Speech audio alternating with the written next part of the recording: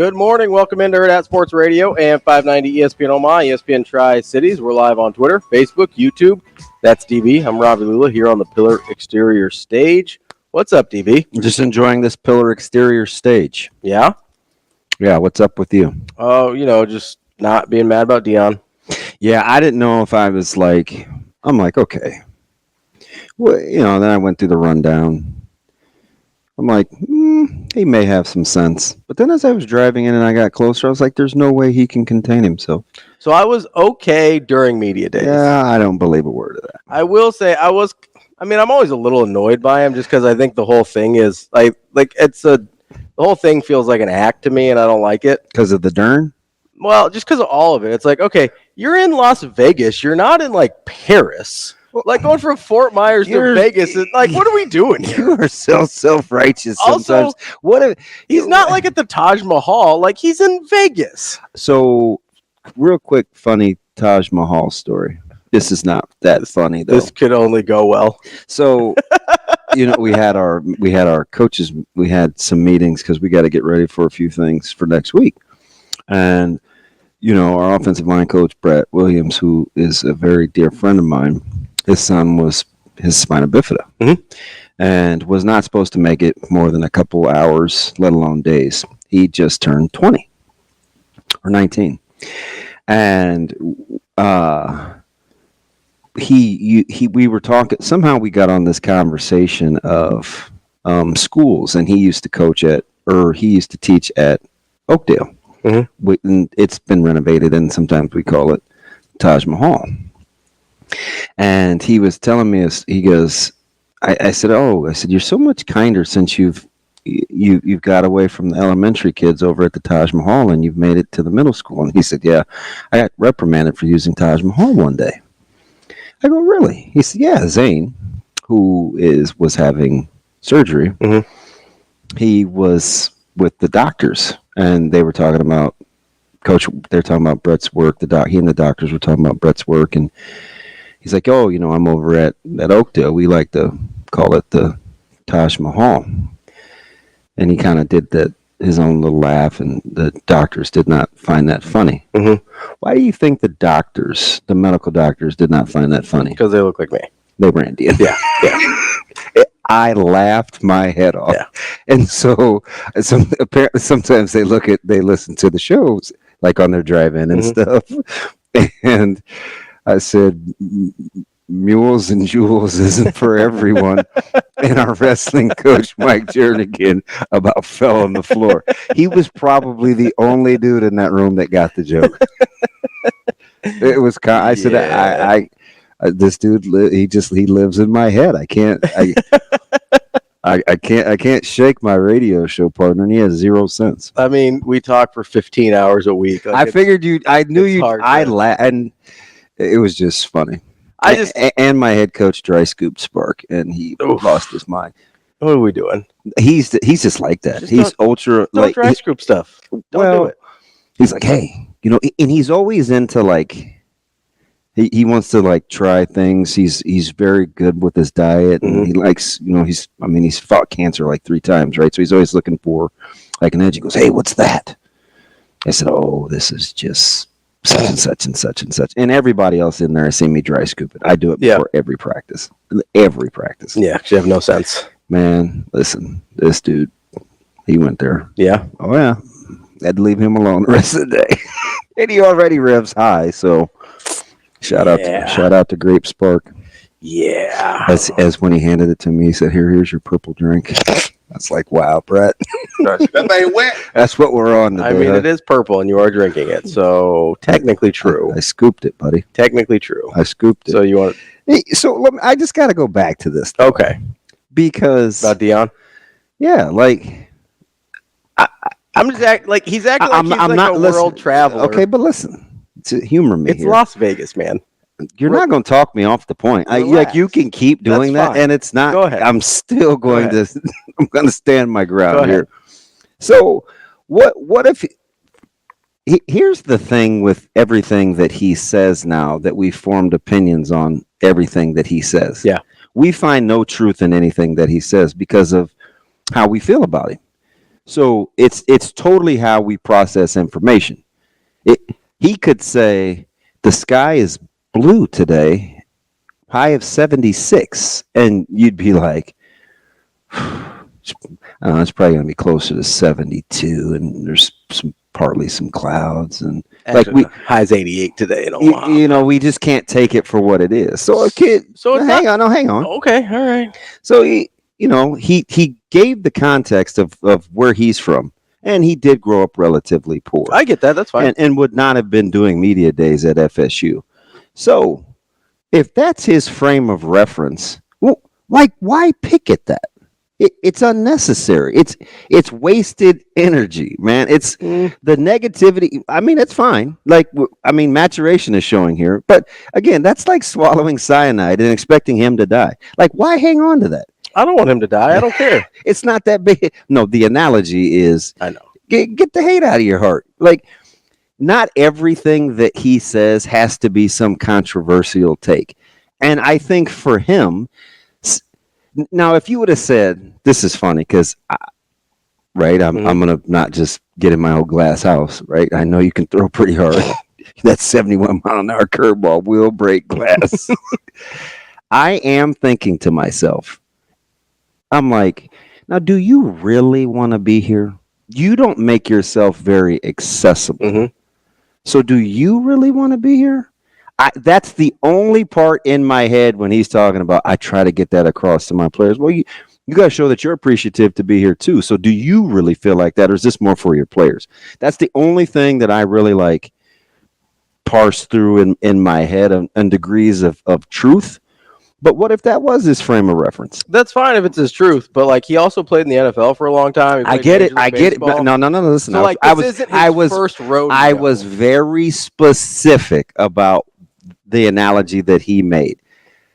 College guys going to media days in that kind of setting. So I said, growing up in Florida where he did, being at Florida State when he was, that's his frame of reference. He hadn't had the Dallas Cowboy experience. He hadn't been the Atlanta Falcon. He hadn't been now. But that's not what he's talking about. That's not what you thought he was talking about. It's not what is that what you heard? Do you want to play that again? You can if you want to. Shane, if you could find that. He didn't talk anything about college specifically until the very end where he's like, I'm at media days in Las Vegas or at this whatever. I try to get our kids to understand the same thing. You didn't hear any of that? Not on that part. Shane, are we ready? I hate doing this to you. That's okay. We'll try it here. Might be a little bit of Lance here. All right. This conference is phenomenal. Look at where we are. You got to be kidding me, man. I'm a brother from Fort Myers, Florida. Number one. And I'm sitting up here in the darn end zone in Las Vegas talking to the whole darn country about a childish game that I played when I was a shouty. Again, another reference to him being young. Don't you understand how powerful, how wonderful it is? And I'm so darn thankful to be here. So I try to relay that to all our young men. This is a moment, man. You better maximize it, and let's go get it. What's confusing about that frame of reference? Okay, okay. I just wanted to make sure we heard the same thing. That's what I'm talking about, processing it through the ugly filter. I also understand that he's had a lot of experiences that are a lot cooler than being. He's relating it to his kids. He is. He clearly was relating that to his players. All right. I mean, if you want to ride the Dion train, I'm objective. If you want to ride the Dion train, listen, that's fine. I cannot like people and they can speak truth. Dion, that's fine. You're not painting me in that corner. I mean, listen, nobody puts baby in the corner. If you wanna, I don't listen with my feelings. If you want to ride with DB, I'm sorry for being a stereotypical man. There's a certain amount of rational thought process when I process information. If you want to ride with Dion, that's fine. That's cool. I don't let my emotions sway my opinion.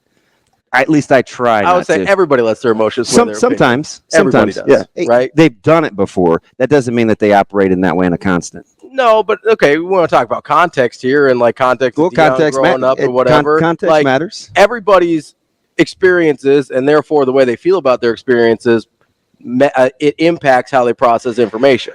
So yes and no, whether they like it or not. Now some people react more emotionally than others. So that's what I'm talking about, right? But that's what makes time out. That's what makes an experience. That's what makes humans different than animals. Your emotions? That's what makes humans different than animals. The ability to to act rationally, even though you're processing information that you may not like, that is based on a past experience. Like, that's the difference between humans and animals, is we have the capability to take a step back and not have it be the end result of what our decision making is. If I acted on everything that I processed real time, it just doesn't happen that way.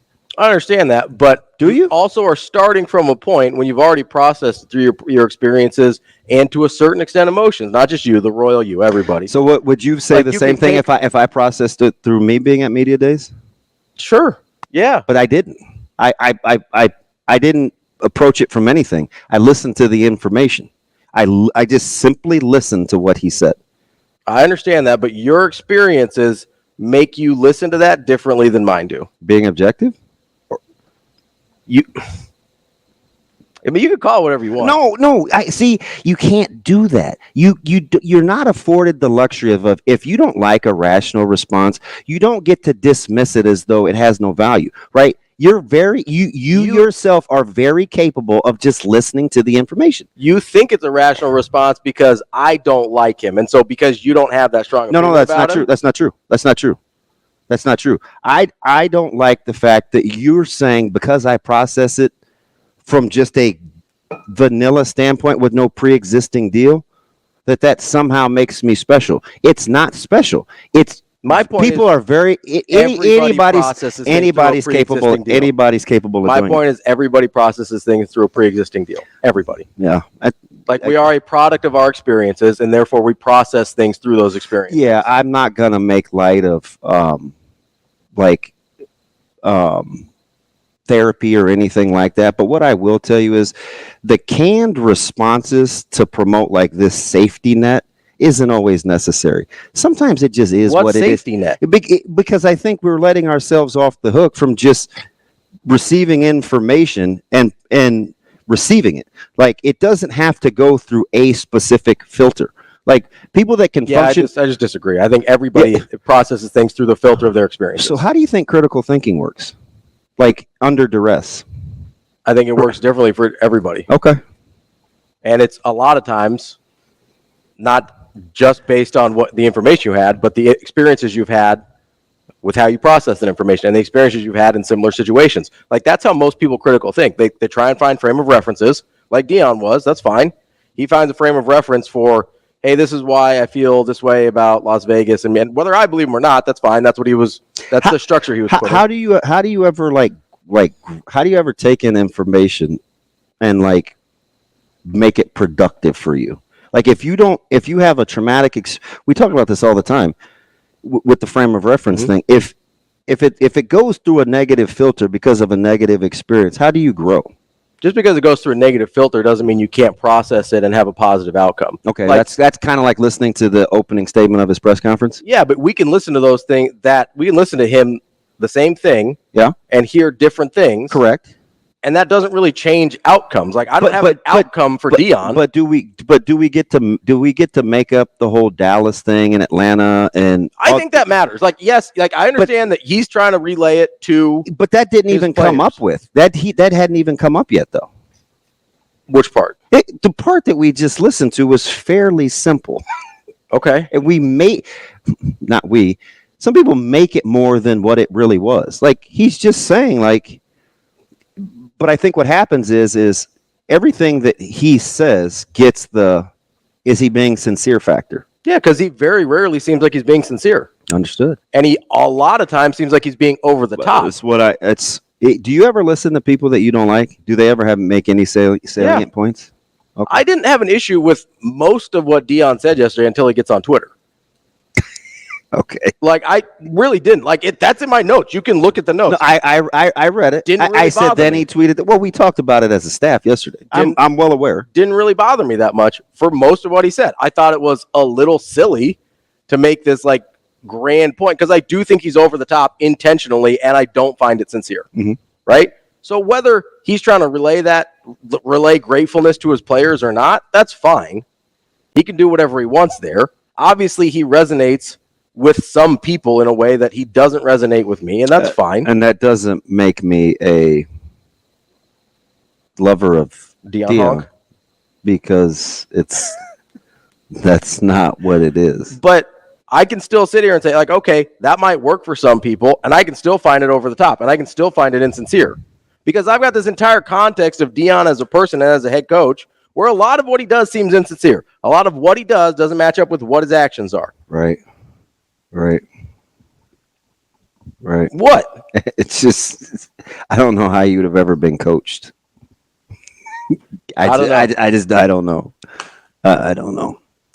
I don't know what that has to do with anything. Because a lot of times people will do things and you'll have certain triggers as a player or a teammate that you'll be drawing on past experiences, and you'll have to be able to pull yourself out of that and stay in the moment right here. Yeah. Stay right here, second to second. Okay, but there's a point to me doing that in that context. What value do I get out of being like, okay, I need to parse through and find the truth? You don't have to. That's a personal. That's my point. Yeah. You asked how I could ever be coached. There's a personal decision that I make. What you should have just said is because I want to. Yeah, there's a personal decision I make. Don't make it like some. Well, it's what everybody does, and not everybody responds to stimuli the same based on whether they had a positive or negative experience. Sometimes people can just listen. Can take the information. Two different things. We're talking about processing the information and then responding to the information. Yeah, I said everybody processes information through the filter of their own experience. 100%. And that was never the then disagreement. You can choose to respond however you want. Right, and so I'm getting to the choose. So I'm getting to the choosing to respond. When I'm in certain situations, whether I'm at work or whether I was on a team or whether I was coaching or whatever, I choose to respond differently than when I hear somebody talking that I don't find to be sincere or that I find to be over the top, whether it's Dion, whether it's somebody else, like somebody I know personally, like I'm going to choose to respond differently to that because I can. Because there's no value Ravi. There's no value to me in. I don't understand the point, but move on. All right. What do you want to move on to? Listen. We're not going to do this. We're going to move on with the rest of the segment with the open. Okay? All right. So you can finish your point on what you didn't receive well until the tweet. Yeah, the part that I didn't receive well at the tweet is, he tweets at 7:00 last night, which, again, most of the time I didn't have a huge problem with what he said at media days. I didn't get much out of it. I didn't think he said very much. I thought it was interesting that he, brought out the academic stats and stuff. Like, all right, good job. Like, that's good. That's positive. Then he comes out last night, and this is the kind of stuff that I actually don't like when Dion does, feels like he's making built-in excuses and things like that when he says, to whom it may concern, if you desire to come play for CU Buffs football, they may drop your high school rankings just because. I have a friend named Lulu from Fort Myers. They did that 2 years ago, and they're still doing it now. Fortunately, we don't care about rankings. That feels really disingenuous to me. He seems to care about rankings a lot based on past comments. Okay.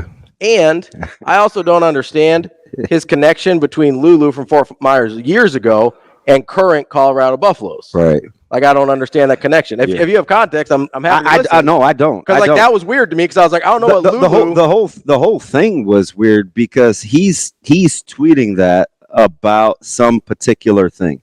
And it could be a multitude of things. Maybe it's,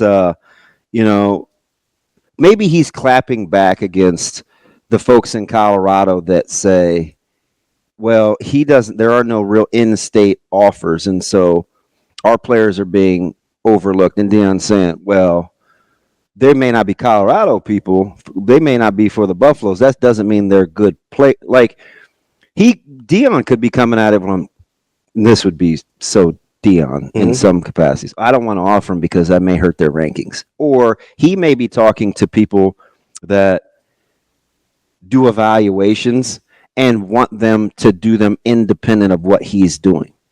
It could be there's obviously some pre-existing things that have happened with the guys that he's recruiting. But I don't like for the high school recruiting thing. I don't get it anyway because who were those? Who were those high school guys that he was recruiting where this would have been relevant? That's what I mean. Like, I don't understand. I'm sure it's probably more about people that are being recruited now, I would guess. That's what I think. But, I didn't really seem to hurt Jordan Seaton's ranking much.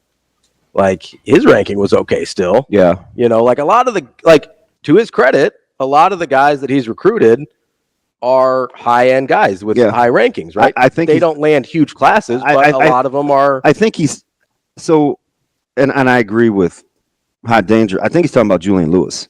Okay. I do.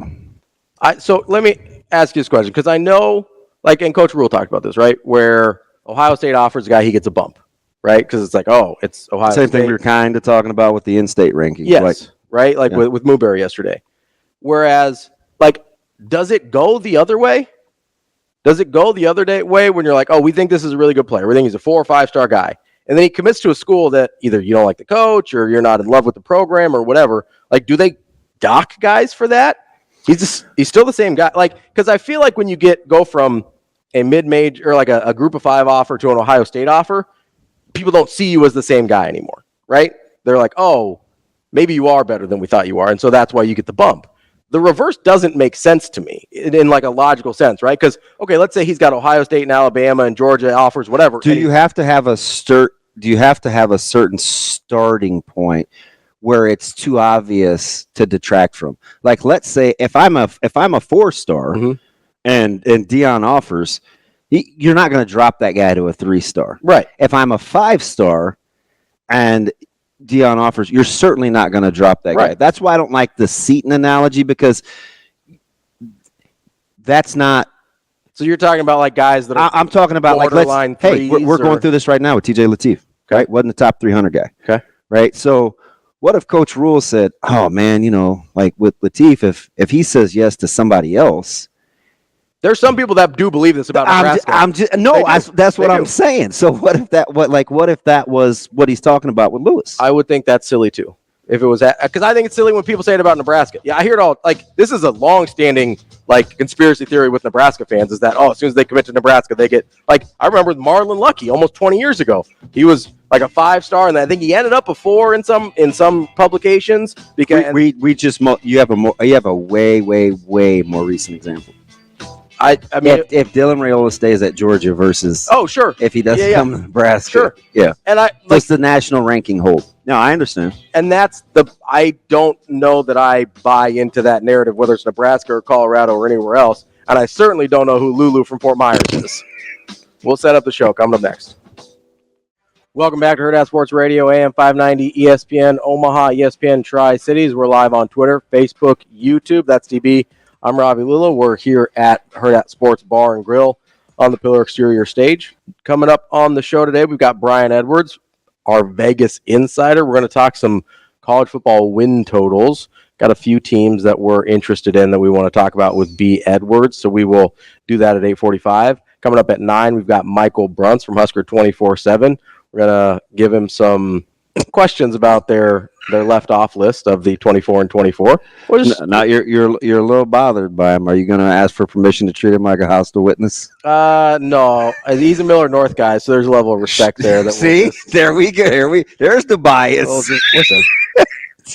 Your Honor, permission to treat him like a hostile witness. Like we said. Now, Bruntz. Like Bruntz told BC when he was trying to get a hold of Cade Vermas, is, you know, his word is his bond. He's going to call you back. He's going to call you back, Miller North guy. We will talk to Nick Osen at 9:45. He covers Wisconsin for 24/7 Sports. We're starting our Nebraska opponent previews. It's that time already. It is. It's coming up on us real quick here, and we know that because camp is starting in just a couple weeks. Incredible. And people are going to have a chance to see a little bit of it. With August 3rd. August 3rd. I think tickets go on sale in about 2.5 hours. They go on sale at 10 a.m. It's the first ever Nebraska NIL practice. I'm here for it. I am too. I love it. I think, and I would be curious, 888-638-4876, why you wouldn't be. Yeah, I mean, I think there's some people that have a hard time with the NIL thing in general. We've talked about that within the state of Nebraska before. Okay. I think, I'll be honest, the number was a little higher than I thought it was going to be. I don't have a problem with it, but I thought it was going to be like $10, and it's 25, which I'm fine with it. But I could see some people being like, it seems like a little much.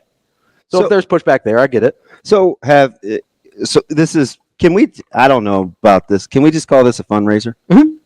Can we just call It's it a fundraiser practice. This is what it is. We call all the funds go to 1890. Okay. It's a fundraiser for the NIL. That's all it is. You guys have a ton of. I'm not gonna base this on any pre-existing knowledge or judge you a certain way, but you guys have a fair amount of discretionary income and like to enjoy yourselves, right? Yeah. So No kids. So you go to this fundraiser, right? Yeah. Your folks that run a couple of fancy restaurants, V-Merts, they're having a wine raffle, and they know it's a fundraiser, right? So they're getting something at. Yeah, you pay a little extra. Right there, you go. Yeah, I get it. We've all done that, and here's the beauty. Yeah, you're like a silent auction or something. You pay more for something. Yeah, like you're paying because half the time the price is on the sheet. You're paying right? $225 for swim lessons, and you know they cost you $80. Yeah, but you're saying to yourself, "Hey, it's for a good cause. They're for charity. They're supporting such and such. They're supporting a thing I care about." Right. Half the time the value is on the page. Right. And then you bid over it anyway. Right. That's why I don't have a problem with it. I get it. And here's the thing. Yeah.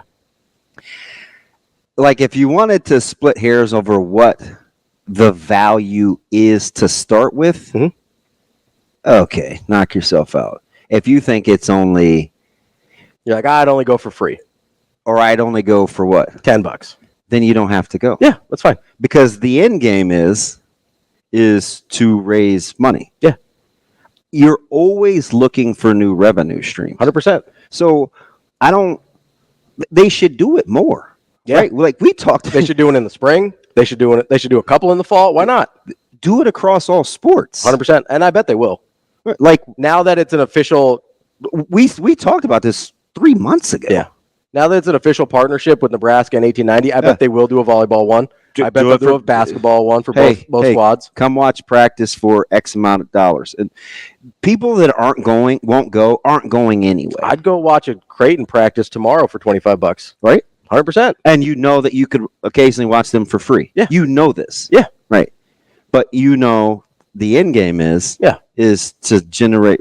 So I didn't get the negativity. I didn't either. That one, I could listen. Not always going to be right. I just like to know. I'm sure people have thoughts. The only thing that Shane, not like you, like even THOTS on different thoughts. Yes. The only thing I had. Say it again. What do you have, Shane? Thoughts. Is that like a THAWTS? You gotta watch out for those. Man, listen. It's like Dion being. Is he saying he's shorty or shoddy? Because those are different things. Dern. The Dern thing drives me crazy. Is that like a local? Does everybody from Florida talk like that? He's said it forever. No, I know, but like, is that a Florida thing? I don't know. No, because you play with dudes in Florida. Yeah, it's not a Florida thing. He's probably like T. Frey doesn't rock the Dern. So the closest I've heard to that dialect, is Tyrone Williams. Okay. Because I know there's like different parts of Florida. You got your cities, and then you got some kind of like, you got some kind of backwoodsy parts of Florida. So I don't know. There's some swampy parts of Florida. Yeah. Nebraska's not the only place you can find rednecks. Like there's rednecks all over. Maybe. That's why I didn't know. Me neither. I mean, a crazy dialect was like Jameis Winston. Mm-hmm. He was like a mix of like hillbilly and ebonics, and it was the wildest thing to listen to ever.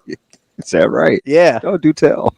It was, man. I couldn't understand. I listened to that dude a lot, and I had a hard time understanding what he was saying. Yeah. Now, to be fair, I have a lot of times hard time understanding what like people with thick Indian accents are saying too, and like those are my people. So, like it's a struggle sometimes. Although that's a regional thing too. Boy, like there's people from like different sections of India. You're clearly testing my self-control this morning. Yeah, I know. I wish I had joke. I'm glad I don't have joke Tourette's. We for sure would be canceled. Like there's people from kind of my region of India that like I tend to understand a little bit better, and then there's other regions where the accents are different, and I'm just like, I'm sorry, can you say that again? I didn't hear a word. Here, let me take you off Bluetooth. I used to, I had this, when I worked at PayPal, there's shockingly, a lot of the computer programmers are Indian. and we did like a team building event or something. I'm not a computer programmer, but we did like a team building event or something, and it was like I don't know if I was profiled here. I got put in a group with a bunch of Indian people, and I was the only one that appeared to be a native English speaker, which is fine. But I was struggling to understand a lot of what was happening there, and they were like Southern India. The accent's a little different. I'm not as familiar with it, So that's an example of like why. Thanks. I don't know. That's why I was like, I don't know. Maybe Dern is a Fort Myers deal. Maybe him and Lulu say Dern all the time. I don't know. Everybody gets a nickname in the South. No, that's fine, but I don't know who Lulu is. I don't know what he has to do. Everybody. I don't know what he has to do with Colorado's recruiting rankings. Lulu may have just very well been like Lou. Yeah, probably. You always get like a juju. I thought maybe like a nuck or peanut or. I thought maybe like lemon, so he was Lulu. I don't think he was paying for Lululemon back then. Well, it's because he. What would that have been? 86, 87? Did Lululemon even exist back then? No, but like I'm pretty sure they. Dion pays for some Lulu. You think? Oh yeah, he's the Lulu. That's something. He's trying to get some cowboy police hats. My man. Did you see that? Yeah, he wants the staff to rock the police department cowboy hats. Cowboy police department hats. Yeah. I mean, he does love his cowboy hats. What's up, girl? So anyway, but yeah, I don't have a problem with the NIL I don't practice. either because just say out loud, it's a fundraiser. Yeah, I think that's fair, and I mean, I think most people and strategically, see, he's smart, right? Because people say, well, I could get that anytime. Actually, you probably could, can't. Because I don't know. I shouldn't speak this into existence. What I would say would probably happen is August 3rd, you're 3 days in, so you can be in. And I bet they'll go every day. They may take a day off in between, but you'll still get to the magic mark where you can put pads on. Yeah. So you will see them practice in such a way that most people don't get to see them practice. Like you really don't. And it's not just that. It's like, well, I could watch the spring game. Well, in the spring game, they won't. It's not the same as what you'll see in a practice. The tempo, the pace, the real direction, seeing people real time coach. The drills, how they get to where they get to, the teaching instruction.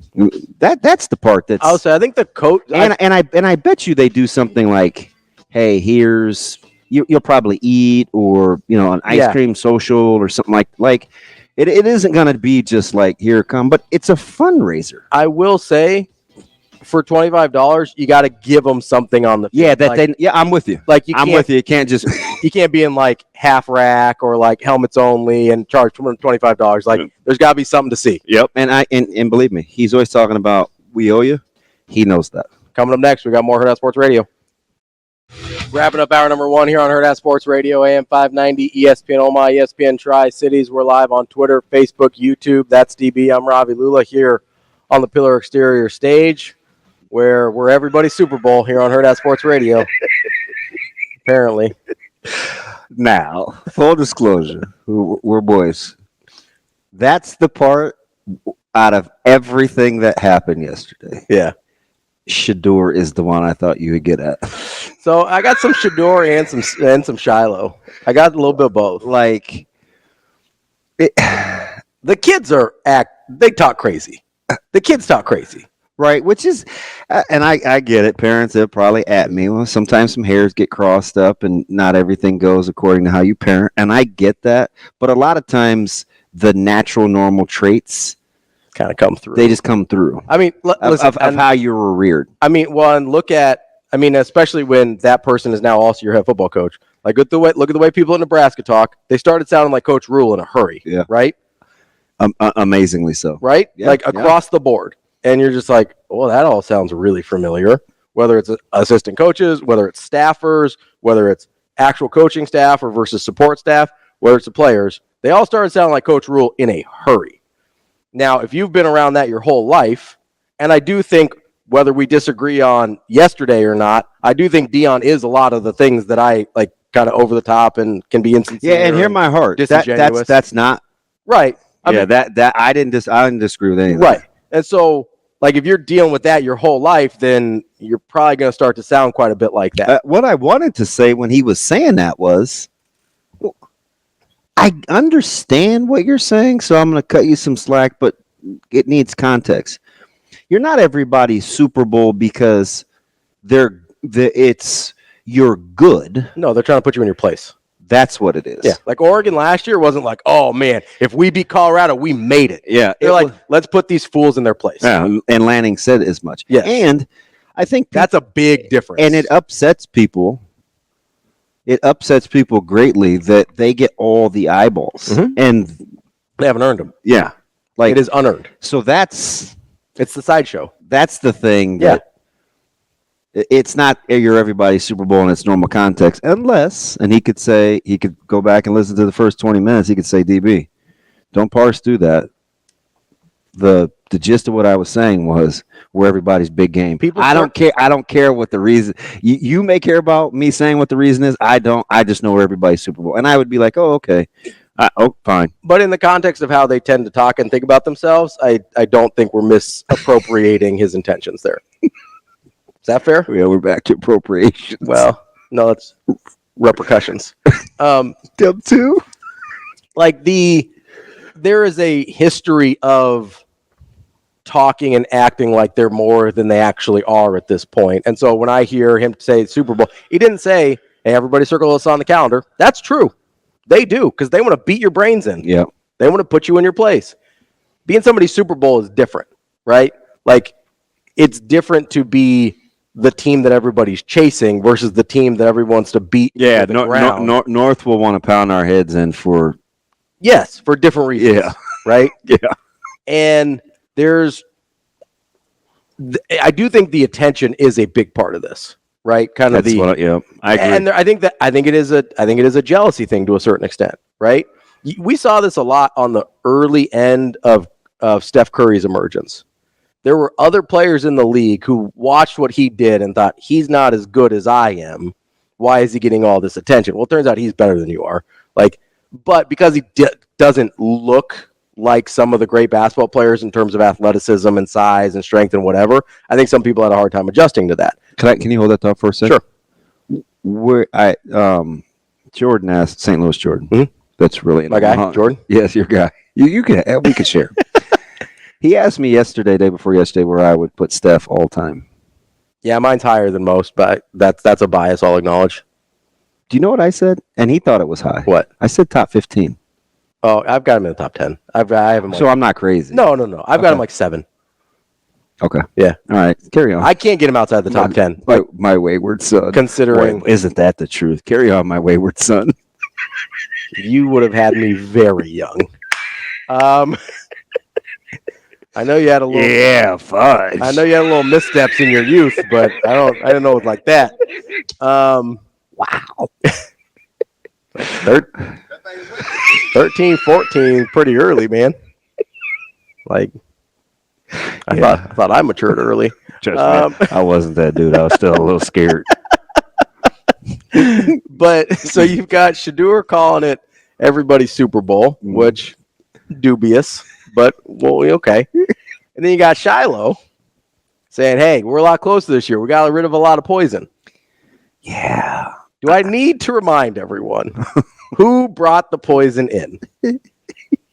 There weren't a lot of guys on that roster last year that Dion didn't bring in. Well, and the funny thing about that is, they weren't poison when he brought them in. I just go back to social media. Yeah. Like your tweet game. Yeah. I'm like, what are we doing? You guys just taking, move on. They're always punching down. It's always. That's good. They're punching down all the time. I don't think I've ever used that in 50 years. Punching down. Yeah. Kind of like that. That's probably not novel, is it? I didn't make it up. I should probably know that. I don't think it's not used a ton, but I didn't make it up. That's not a me thing. I can't take credit for that. Oh, not a Raviism. No, it's not. Is that a Lulla star? As we get, obviously, much like Shedeur and Shiloh, not Lulla stars. But The thing that I just can't get over with whether it's Colorado or Shiloh or Shadoo or whoever is like it seems like there's a total lack of self-awareness, which drives me crazy about any person, whether I know them or not. And any person I have to see speak, if there's no self-awareness there, I really struggle. Yeah. And when there's no like Colorado's not going to take like Shiloh doesn't want to take any accountability for how things went last year. It was all the poison. It was all the guys they got rid of that they brought in the first place. Like we're not going to take any accountability there. We're not even going to be like even if you're right, even if there was some bad apples and they're right.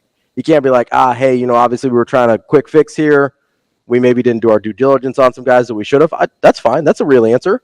I can take that. But it's like, oh man, we got rid of the poison. We're all good now. It's like, no, you invited the poison in, and then you're like, oh, I don't like this. This doesn't taste good. Like. Oh man, TK brings up an interesting point going back to the last segment, and I hate to give him credit for bringing up an interesting point, but we were talking about the NIL and the $25 thing. He said those are and maybe this is true because I didn't think about this. He said those are the same people that are mad at Coach Rule over the desperate comment. Oh, maybe, yeah, maybe. Is it? I mean, maybe. Does that sound right? It kind of does. I think so. I generally think the people that get outraged about things are generally all the same people, regardless of the topic. I wouldn't have made a direct correlation between that comment and the $25 practice, but you could sell me on it that it's like they're just going to be mad about anything that doesn't fit their eye or whatever. Okay, so let me ask you something along the same vein. Is a $25 practice different than a fundraiser in which you have a $20,000 table? No, it's not. I don't. I mean, to sit with Dion. No, I don't think so. I would rather 22,000. Yeah, it was like 22 to sit with Dion, and they were like levels, right, based on how many tables away you were from Dion. It was like a Kevin Bacon 6 degrees of separation deal. You got to sit. I think there was like an $8,000 table where you just like got to be in the room. That's a fundraiser, right? Yeah, 100%. That was an NIL fundraiser, and you're paying for levels. Yeah. Okay, so that's a lot more practical. The $25 is a lot more practical, even though I get the sure. I mean, it's a different target audience, right? Yeah, like, you've got your big dollar. Like we see this with like political campaigns, right? You have your big dollar, and then you have your kind of grassroots. What's the word I'm looking for? Donors. You have your like little small dollar grassroots donors, then you have your big. I'm clearly, no pun intended, a roots guy. Like the band. The Nappy guys? Nappy Roots? No, there's also a band just called The Roots. Is it? Yeah. Are you sure? I believe so. It's a rap group. I shouldn't be asking you. I mean, I'm pretty versatile. I am ambiguously brown. You never know what I'm going to know. But so like I get both sides of it, right? Like if Rule had a dinner that now I doubt it would be publicized the way Colorado's was. It seems like it'd be more of kind of a clandestine behind the scenes deal. I don't know that they'd have to like troll on the internet for those donors, but like I'm sure there are big dollar donor events. I know there are big dollar donor events at Nebraska that are a different target audience than the $25 practice. Both of them work, both of them matter, and both sets of fans are important to what Nebraska does. I like that that you get something for a reasonable amount of money. I know $25 isn't doable for some people, especially you got a big family and you're like, well, it becomes $25, turns into $125 really fast. If you got, a few kids and then, still got to park and figure out whatever. Like I get it. It climbs up real fast, but it's a much more accessible price point than almost anything else NIL related or donor or booster or fundraising related. You think you could get 2,000 people at that practice? Oh, I thought it was going to be way more than that. So if you only get and I only picked 2,000 because I can do the math. You get $50,000. That's $50,000. Yeah. I honestly, I think it'll be a lot more than that. I'd be surprised if you don't get 10,000 people there. Am I crazy? No, I mean you get 8 at a high school Friday Night Lights. That's what I mean. Like you're telling me 10,000 people don't want to see Nebraska practice? Yeah, night 2. Kicking off hour number 2 here on Hurrdat Sports Radio, AM 590, ESPN Omaha, ESPN Tri-Cities. We're live on Twitter, Facebook, YouTube. That's DB. I'm Ravi Lulla here on the Pillar Exterior stage at Hurrdat Sports Bar and Grill. We're talking about, we were talking about some NIL. I'm kind of with T-Mac here too. What's T-Mac got? He said it's a good entry level. I mean, it's just good basic business principles, right? He's like, it's a good entry level to donate to 1890. Yeah, with a little bit of access given. The lines are going to start blurring between school boosters and NIL contributors. Yeah, 100%. That you've got the official partnership between the university and 1890. They are technically separate entities, but you're going to see a lot of overlap now. Yeah. That's just how it's going to be, and that's okay. I mean, it's better that the university now has some say in what happens with collectives, because it's going to be less of a loose cannon situation. Yeah. On a side note, Tim Kyle, not formerly of the Astros, great pitcher. I thought it was Daryl Kyle. Is it different? They're both played for the Astros, though, too. I don't know. I don't really know if I know Daryl Kyle. He died, I think. He randomly. So it wasn't Tim Kyle? Here we go with the Roots Nappy Roots. And coincidentally, isn't that the band on the Jimmy Fallon show? Yes, it is. But they had real music before that. Like, they put out albums and stuff before that. They weren't. I don't watch Jimmy Fallon. I don't either. Was he funny? He does like bits that are funny sometimes. I don't watch the show, but I see him on TikTok or whatever. Yeah. Like, some of his games are funny. Like, he'll play games with his guests. Oh, games. Yeah. He'll play games with his guests. Like, he does one. I don't know how often he does it, but he does one where they like have this kind of they have a table where they can't see. What's below I can't see. No, I can't read, I thought. And then they've got these like boxes, and then they put an item in the box, and they have to like put their hands in and feel and try and describe what they think it is. And that's kind of a funny game. So he does stuff like that I find amusing.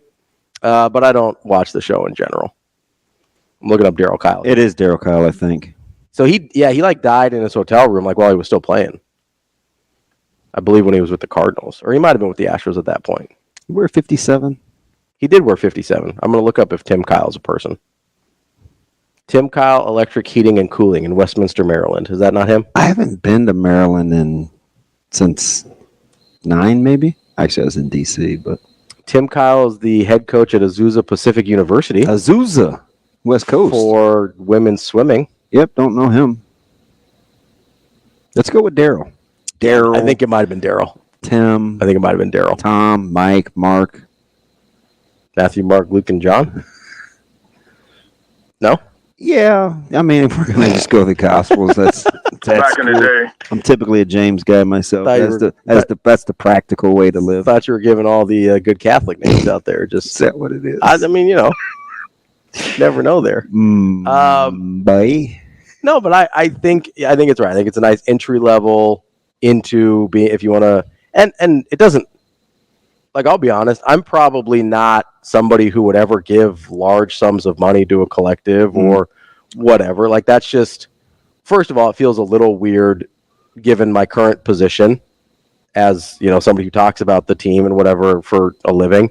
But I also that's not where my priorities are. Like, I want Nebraska to be good, and maybe if I had, I know you like to joke about my expendable income. If I had like that level of expendable income, maybe I would, but I can't see myself ever giving like large dollars to something like that. Even my mom, I mean, granted, she's a season ticket holder, and I'll pay $25. And is going to support. Yeah. I mean, she had some NIL questions the day before yesterday. She called and she's like, hey, this, and this. I just read this in the paper. Is this the same thing? Can I do this, that? And I was like, all that is significantly above my pay grade, but I got a guy. Yeah.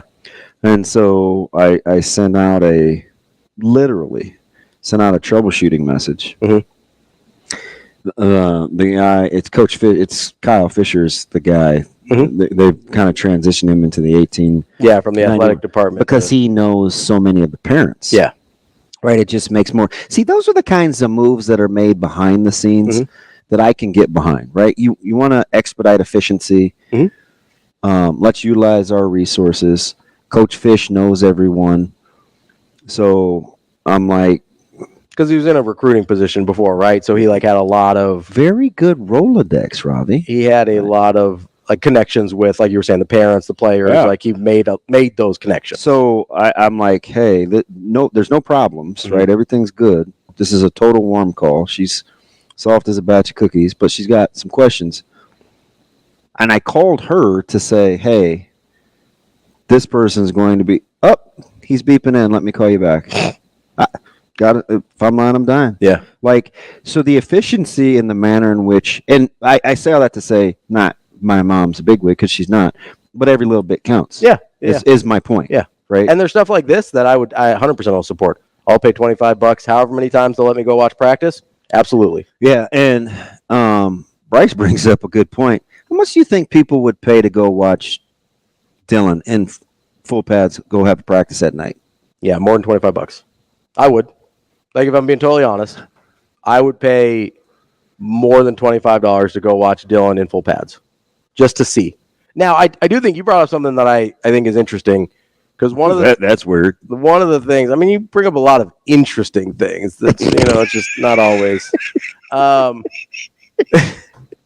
But one of the things that I actually am looking. I need my favorite Hispanic. Toby's got my back. Man, I'm gonna have Toby come up here. Your favorite Hispanic's not Skymex? Come on, man. I love him too. He's actually nicer to me than Toby. Toby's just funny.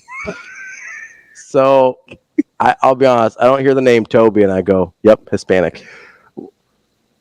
What is it? The roots conversation? Where are you going with this? Toby doesn't strike me as a traditional Hispanic name. That's all. Toby. Now I gotta say it like that. Toby. Because it sounds like a white name. Toby. Dude over here acting like Louis Gossett or somebody. Toby Keith. That's what I think of when I think of Toby. Oh, that's where you were going. Yeah, Toby. Stop saying it like that. Uruguay. By the way, how about their meltdown yesterday? I was like, I bet they don't curl their lips like my goofball partner. They're like, it's pronounced Uruguay. That's what they got mad about. Dude, can we? No, I'm going to let you off the hook with the Toby thing. Because you did it to me yesterday with Athlete. What was I doing with Toby? I didn't even recognize that. You went Toby. Toby. Wait, I can't even. What? Toby. Why? I don't even recognize. Just practice it like this. Just say Toby. Toby. No. Wow. Wow. If you wouldn't have done the whole call center thing, I would be mad. But you're an equal opportunity offender. Yeah, no, it's fine. I wouldn't worry Just about it. let yourself off the hook. Yeah, I wouldn't worry about it. But anyway, going back, We're gonna be all right. going back to that, if 2,000's low and you raise 50 grand, yeah, you do that deal every day that ends in one. 100%. I do one every week. Now you probably get diminishing returns. Yeah, but I think you could get 2,000 every week. I really do. You may not get 10,000 every week, but if you did one every week, I bet you get 2,000 people. And just kind of make it like a quaint gathering group. Yeah. You can, because there's a couple ways to do this, right? You can do it like volleyball day in Nebraska, where you make it one big event. You want 92,000 people to watch a volleyball match in the Memorial Stadium, right? You can do the one big event. Or you can be like, hey, we're going to play, Creighton women's basketball used to do this sometimes. They would go play at the CHI Center or at Quest or whatever it was at the time, right? They don't really do that much anymore. I don't know. They've done it for a couple of years at least now. But they would do it occasionally for the big games, right? It's like, okay, you might not sell out, but you're going to get more people you do in DJ Sokol, right? Just capacity. You're going to get maybe 5 to 7 to 10,000, depending on the opponent, versus I think it's under 4 at DJ Sokol, right? So you can do it and have it be a one-off and you're trying to sell the place out, and that's fine. I'm okay with that. Or you can be like, hey, you're going to have 4 or 5 opportunities to come out and see this. We would love it if you came to all of them, but we understand we're looking at each individually a smaller number. But if you do 4 of these and you get 2 to 5,000 each time, you're going to end up making more money than if you just do 1 and you get 10, right? Yeah. So you kind of have to balance what you think people will do. But I'd go, man, if they had one every week of fall camp, I'd go every week. My guy, well, I'm just going to call him Money Mike. Uncle Kev? Oh, okay. Uncle Kev. Uncle Kev hasn't chimed in a minute. He does. He just, sometimes it's just, he's just usually either informing me on something that I have a question about, wheels or tires or pulling big, whatever you like call trailers? those. Yes. Pull behinds? Yes, pull behinds, whatever you call them.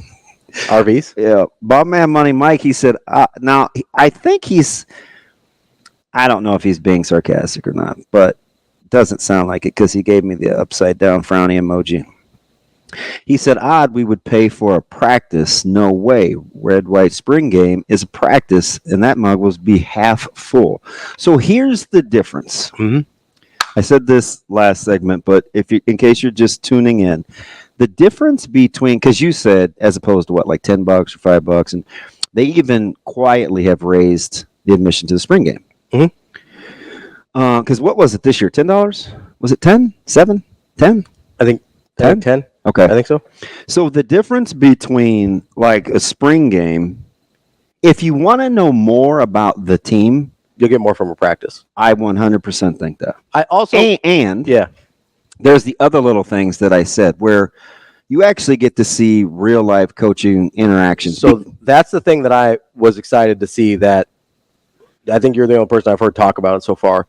Is I'm curious what the coaching looks like. Oh yeah, like I'm interested to see how different groups are coached, how different guys interact with their groups. Like I want to see what Coach Rule's doing the whole time, right? And believe me, he's going to coach how he coaches. Yeah. I mean, and again, you have to be incredibly secure to let people in for that. Yep. Like you got to be okay with who you are. I mean, but he is the same guy that said, "Hey, when I'm going to live my life. Yeah. Like I'm going to do what I do as the coach here. Life's too short to not." Yeah. If I want to go do this. People also act differently in public than they do. Like, yeah, coaches are different at practice. So number one, you get to see, and this particular guy that sent the message, he would know because he's seen enough practices where that would be vastly different for people than watching the spring game. Number two, you get the coaching interaction. That's one. Two, the practice protocol, the structure itself. Yeah, like I want to see him run through the stations and run 3 groups at a time. Like I want to see all that. Because guess what? If I watch practice and it's a good one, I more can attribute to what I see on Saturdays. Yeah. You don't get anywhere near that from watching the spring game. No, spring game is you know what I mean? And I'm not diminishing. I mean, spring game is great, right? I'm always thrilled to be at spring. Listen, game. I watch NBA Summer League, right? So I'm going to watch a scrimmage. That was the example I was going to give was spring game is like Summer League, right? You're probably going to get more from a practice than you would from the spring game because, like, yes, there are things you can take. Here's what I always said when Creighton and Nebraska guys used to, and UNO guys used to play in the Omaha Summer League, right? Yeah, Eidelman. Old school. You weren't around. Were you around for Eidelman? No, I was. Jason Isaacson ran the one that I. Okay, yeah, that was like the 2.0. Yeah, yeah. But the reboot. Here's what I would always tell people about Summer League. It's like you may look good in Summer League and not end up contributing during the season, but I can tell you if you stink in Summer League, I know you're not any good, right? Like so that's what I would take. You have to kind of change what your expectations are for a situation like that, right?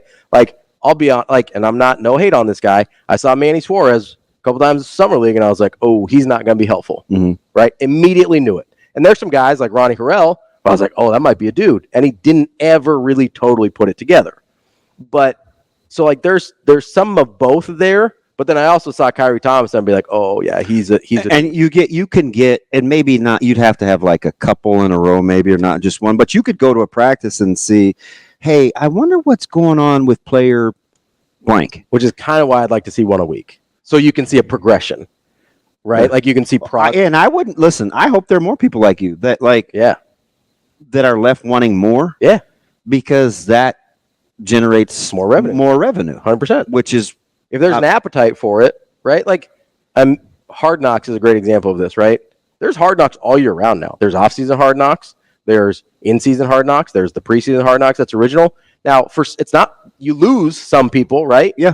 But they've obviously made the calculation that it's worth to them and viewers, the people that are retained throughout the year, to do all of these different things. Like, yes, you're not going to get whatever the number would be for a one-off. You're not going to get that number every time. Yeah, like if you want to know, they trot out their 5 offensive linemen, and you want to know how close such and such is or such and such is.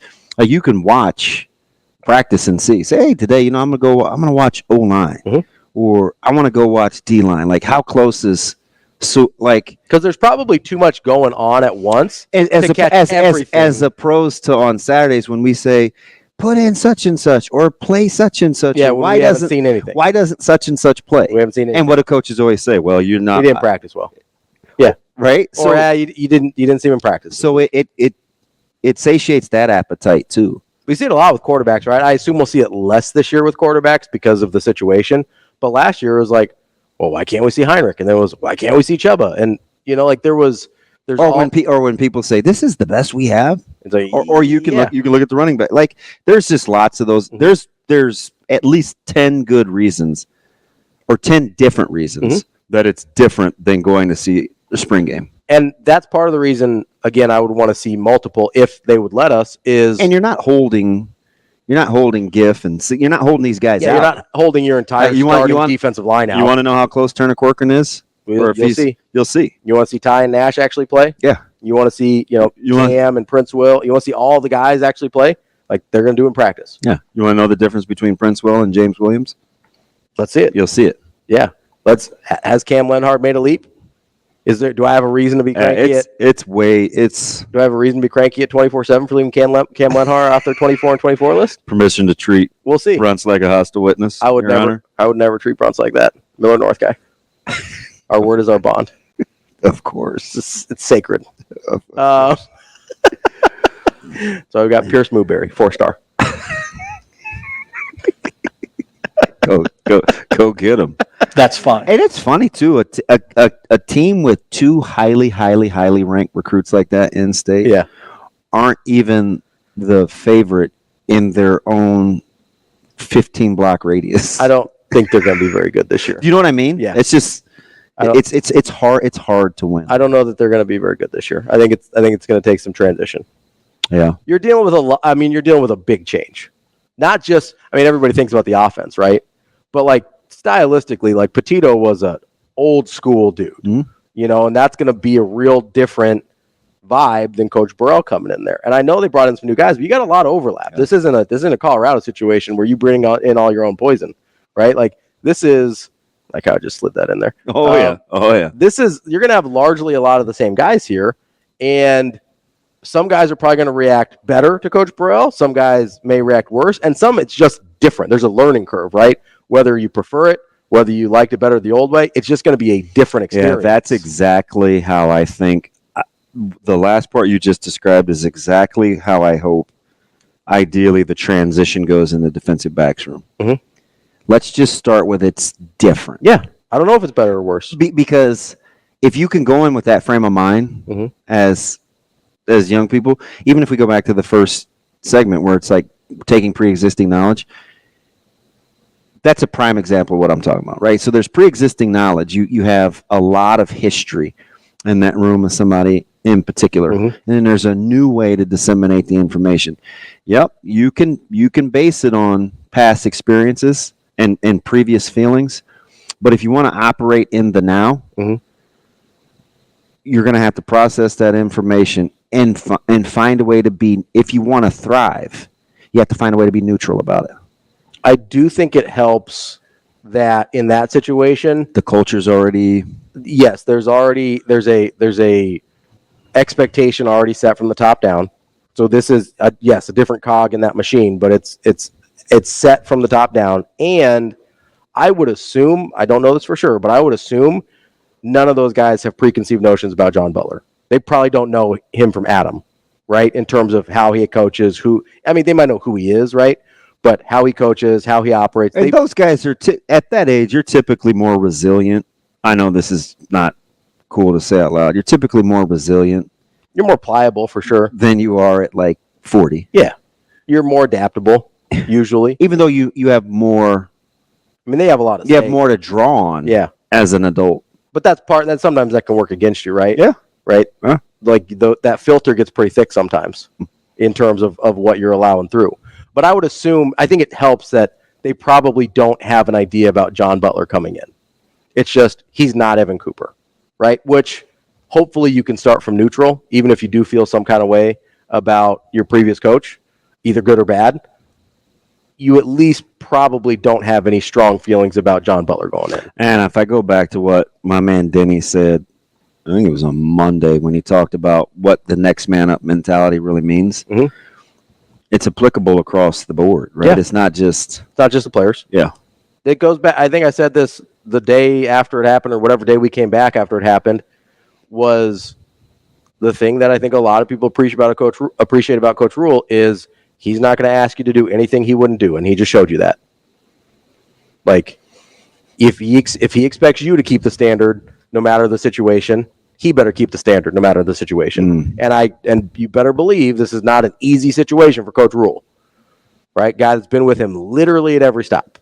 And he's privy to what all led up to it too. Yeah, the whole context. So you still have to be able to function at a respectable and high level, knowing that there's the burden of knowledge. That's a great way to put it. Like there's sometimes knowledge helps you and sometimes it's a burden. Yeah. Right. And being able to operate when that knowledge is a burden is a skill. It's a valuable skill, and that not everybody has, and some people have it sometimes, sometimes they don't. But that's the thing that I appreciate about the situation of Coach Rule is hey, this applies to everybody, including me, including my coaches, support staff, everybody. Like, it makes it a lot easier to buy into as a player, right? Because you're like, oh, well, he's not doing anything. He's not asking me to do anything that he's not doing. Like Trev Alberts, everybody? Everybody. Well, Miles too. He didn't make the standard, so he's gone now. Wow. He's got a different standard now in Texas A&M. It's fine. Nothing would please me more. T-Mac has an idea. All right, T-Mac, what do we got? Well, and remember, the school that he cheers for has a boatload of money. So I appreciate. Is he an Oregon fan? Texas, remember? Oh, that's right. Yeah. I just had unlimited NIL on my brain with Oregon. Isn't that something? What is he? 86? Yeah. We can't spend it all. Huh? He's got plenty. What's the line? You never seen a hearse behind a U-Haul behind a hearse or something like that? You never just seen I thought it was like a Brinks truck or something. Whatever. Yeah. He says to make the practices become marketable, you limit access for everyone, including press. No free press credentials. For those events, you limit the free press access, the free practice access opportunities. But easy, T-Mac. I'm trying to get some of that free press access. No. So it doesn't have to be exactly what he read. You got to dig deeper. You just become citizen, Ravi Lulla. Mm-hmm. Which I do all the time at different sporting events. You pay the $25. Doesn't mean media can't come. Yeah. You just become citizen for that day. Yeah. Because you'll always have media available. Oh, knock on wood. For the most part, with this regime, you'll have media access. Mm-hmm. If you want those days instead of your 15 or 20 minutes, sure, you become citizen. Yeah. Ravi Lulla, not media. And if I need to, I'll pay the $25. Yeah. I just hope I can be parent. I don't want to pay $25, man. Trying to get in on a parental pass. It's half a tank of gas. Well, you're gonna have to pay the other half to get down there. We'll be back with more Hurrdat Sports Radio coming up next. Halfway through the show here on Hurrdat Sports Radio, AM 590, ESPN Omaha, ESPN Tri-Cities. We're live on Twitter, Facebook, YouTube. That's DB. I'm Ravi Lulla here on the Pillar Exterior stage. And if you're driving to work, reminding you that wearing your seatbelt prevents injuries and saves lives, but only if you wear it properly. I almost said property. Properly, make it click. A message from the NDOT Highway Safety Office. Some things that I don't think are ever really done properly are, the Sanders boys when they say things out loud. But, that... Shane, who is he more relentless with in a nonsensical fashion? Trev Alberts or the Sanders family? Or Bo Jackson? I mean, you get those three. It's not nonsensical. Bo Jackson's is 100% facts. And it might be Bo because that's the only one he responded to of the three options. Well, no, that's the only one I'll object to being senseless. I think the one that will live on will be the Sanders. Yeah. What happens after next year, though? I don't know. I mean, apparently we have to worry about him getting poached to the NFL with his 4-8 record. So Got to be careful. I detect a note of sarcasm. He's not going to follow his sons, though. He's going to lead them. Yeah. That's what we got. What's what we learned about. What we don't. That was a couple weeks ago he dropped that. Yeah. He did. I screenshot something he said. So this is the eat the meat, spit out the bones part. Yep. About Deion, because I felt like this had some substance. And this was on his, this was on Instagram. And he said, goal without deadline equals fantasy. Fair. Goal plus deadline equals objective.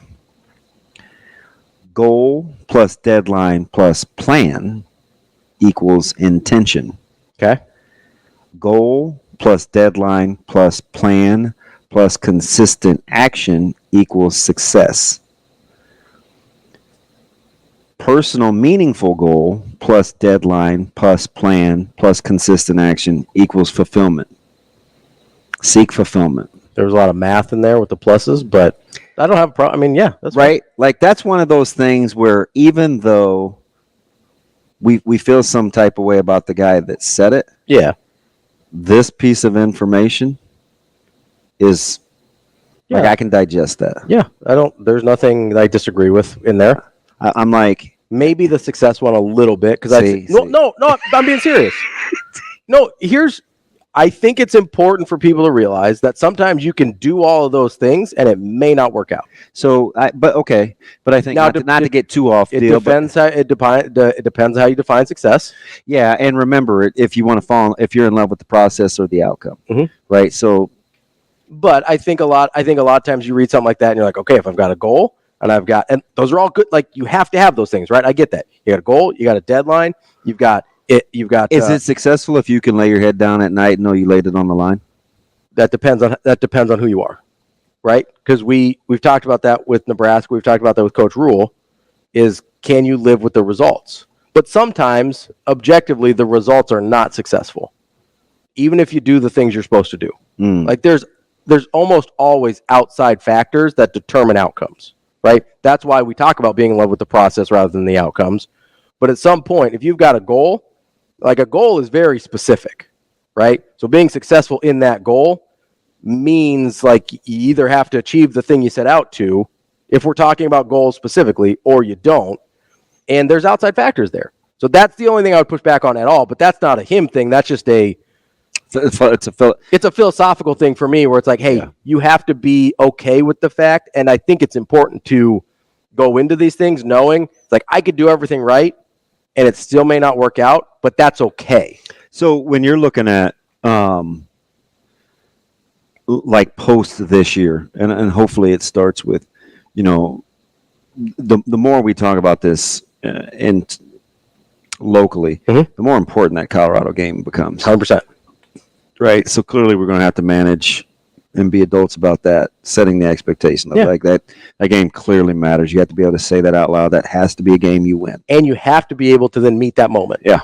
Right? Like that's part of the maturation process in terms of a benchmark. And that's something Nebraska has been very good at when they do circle something on this calendar, being able to meet that moment. Yeah, and if Colorado is somehow ranked in AP top 25, Nebraska hasn't accomplished that in I don't remember the last time they beat an AP top 25 opponent. It's over 10 years, I think. That's incredible. But anyway. I think is it Michigan State in that first Riley year? It might have been. Yeah. I think. So if you're operating on that and you're general managers and we're talking about this draft, like do we really think it's Carson Beck and then Shedeur Sanders for quarterbacks? That's what I'm having a really hard time with that. Because am I crazy? I don't love this quarterback class. I mean, I don't either. Because here are the five guys that ESPN. But I do think Beck is considerably better than the Nat. Like, I think Beck gets slept on. They were really hard on Beck last year. I think Beck gets slept on quite a bit. So here are the five guys that ESPN puts in their way too early mock draft. Was Michigan State after Miami? Because 2014, Michigan State was later. It was after. Yeah. It was later in the year. Yeah. It's Carson Beck, Shedeur Sanders, Quinn Ewers, Connor Wegman, Riley Leonard. I don't love that group. Oh, I'm with you. Like, I don't look at that group and I go, oh, yeah, I feel really, really good here. Especially compared to how you maybe feel about this year's group. Yeah. This past year, right? Where there were like several guys like, oh, yeah, and I can even see that. the crop before that. Yeah, I agree. I do like Carson Beck, I think, more than some people give him credit for. I thought he was really good last year. I think he's going to be really good this year. I think Shedeur Sanders is a good NFL prospect. I do think there's concerns there with how long he holds onto the ball. Like, I don't know how that plays in the NFL. I don't know if that's a fixable trait or not. There's obviously a ton of talent there, right? I'm not going to pretend like there's not. And I asked the question not necessarily like I don't mind this, but what we've got to understand is, I think as whether it's media or a fan base or whatever, you're going to have 2 first-round talents Come into your building for a night game, and I think you have to treat that with a certain level of respect. You do, because top five quarterbacks in an NFL draft don't roll into your building. Not often. Not a ton. I mean, there's nobody else on this list that'll be rolling into the building right this year. And there's a difference between fear and a healthy level of respect. There ought to be. Coach Rule isn't blowing smoke. When he talks about that's a great player. Yeah, coming both to of Lincoln. them, Shedeur and Travis Hunter, both great players. They're going to be, whether they both go in the top 5, like Dion said, whether they both go in the top 10, they're both easy first-round talents. There's no question there. The question is going to be, like we talked about with Nebraska, can they both acknowledge the magnitude of that game and meet that moment? Because that is not something Nebraska's done well. It's usually the ladder's hard for a lot of people. Meeting the moment. That's why favorites don't always win. Well, it's also, I think it's different. I think some people do it better than others, for sure. But I think the first thing that I think of when I think of Nebraska and like putting too much on a game, which I don't really believe in, like you can put as much as you want on a game, you just have to go meet it, right? Was 2010 Texas. After the Big Ten championship game, Nebraska started talking about Texas in like June of that year. And that game wasn't even an opener. It was in, I think, October. Yeah. Right? So didn't we get the light flurries? There was a hype video in like June for that game. And listen, I'm cool with all of that, but then you got to go do it. Right? And that to me was the first one that I think of in my mind, because before that, Nebraska had a pretty good run, whether it was 90s, even into 2000s, where like they would meet like Ndamukong Suh on a Thursday night against Missouri. That was a big game, and they met that moment. Right? Yeah. Like that was a really big game. There was a few of those prior to that. You could even go back. Washington was a big one. Crouch, Notre Dame, and Lincoln. 100%. Right. Like you go Crouch, Notre Dame, and Lincoln. You go Team Art against Kansas State on national TV. Like they had moments where they stood up and said, like, yeah, we're up for this. Right. The Braxton Miller injury Ohio State game. To come back and win that one with the Rex Burkhead efforts, right? Like they've had those moments, right? I think that's after 2010, but it kind of started with that Texas 2010 game where you're like, I don't know, because there was one against UCLA where they blew a lead. Like there's been a lot of data points since then where you're like, I think UCLA, which by the way was easily the worst pregame I've ever witnessed live. So much going on the field versus in that UCLA game. And I couldn't believe Nebraska got out to a lead. Yeah. Because I'm like, this is about as dysfunctional as I've ever seen a pregame. And I was like, wow, I guess it doesn't really matter. And then by the end of the third quarter, I'm like, maybe it does. Yeah. Easily the worst pregame I've ever seen. That's interesting. For a multitude of reasons. Coming up next, we got Brian Edwards, our Vegas insider, here on Hurrdat Sports Radio. Wrapping up hour number 2 here on Hurrdat Sports Radio, AM 590, ESPN Omaha, ESPN Tri-Cities. That's DB. I'm Ravi Lulla. We are joined now by our guy, Brian Edwards, Vegas insider. What's up, B? Good morning, fellas. What's happening? Just trying to make it, man. How about you? You learning anything watching media days that you didn't already know? Or are you watching media days? I watched a little bit. Hey, we found out Ollie Gordon is not going to miss any playing time as Gundy takes a page out of Bobby Bowden's off-season book. Whoa. Love a good Gator Seminole fight. Listen, Let's go. Bobby Bowden never said he had 4 beers and then went driving 1,000 times. Let's make some distinctions here. Be like, yes, he had different rules for Sebastian Janikowski, but he acknowledged those rules. He's an international player. He's not used to our culture, all right? You know, the funny thing about that press conference is in a 16-hour period, I never got so many scientific studies on alcohol consumption on a bar graph. At 185 pounds after 2 hours, I was like, oh, this is interesting. Right. My apologies. Bobby would have suspended him for the first quarter. Listen, Bobby would have suspended him for the first quarter. Not in the national championship, but first game of the season, you bet you he will.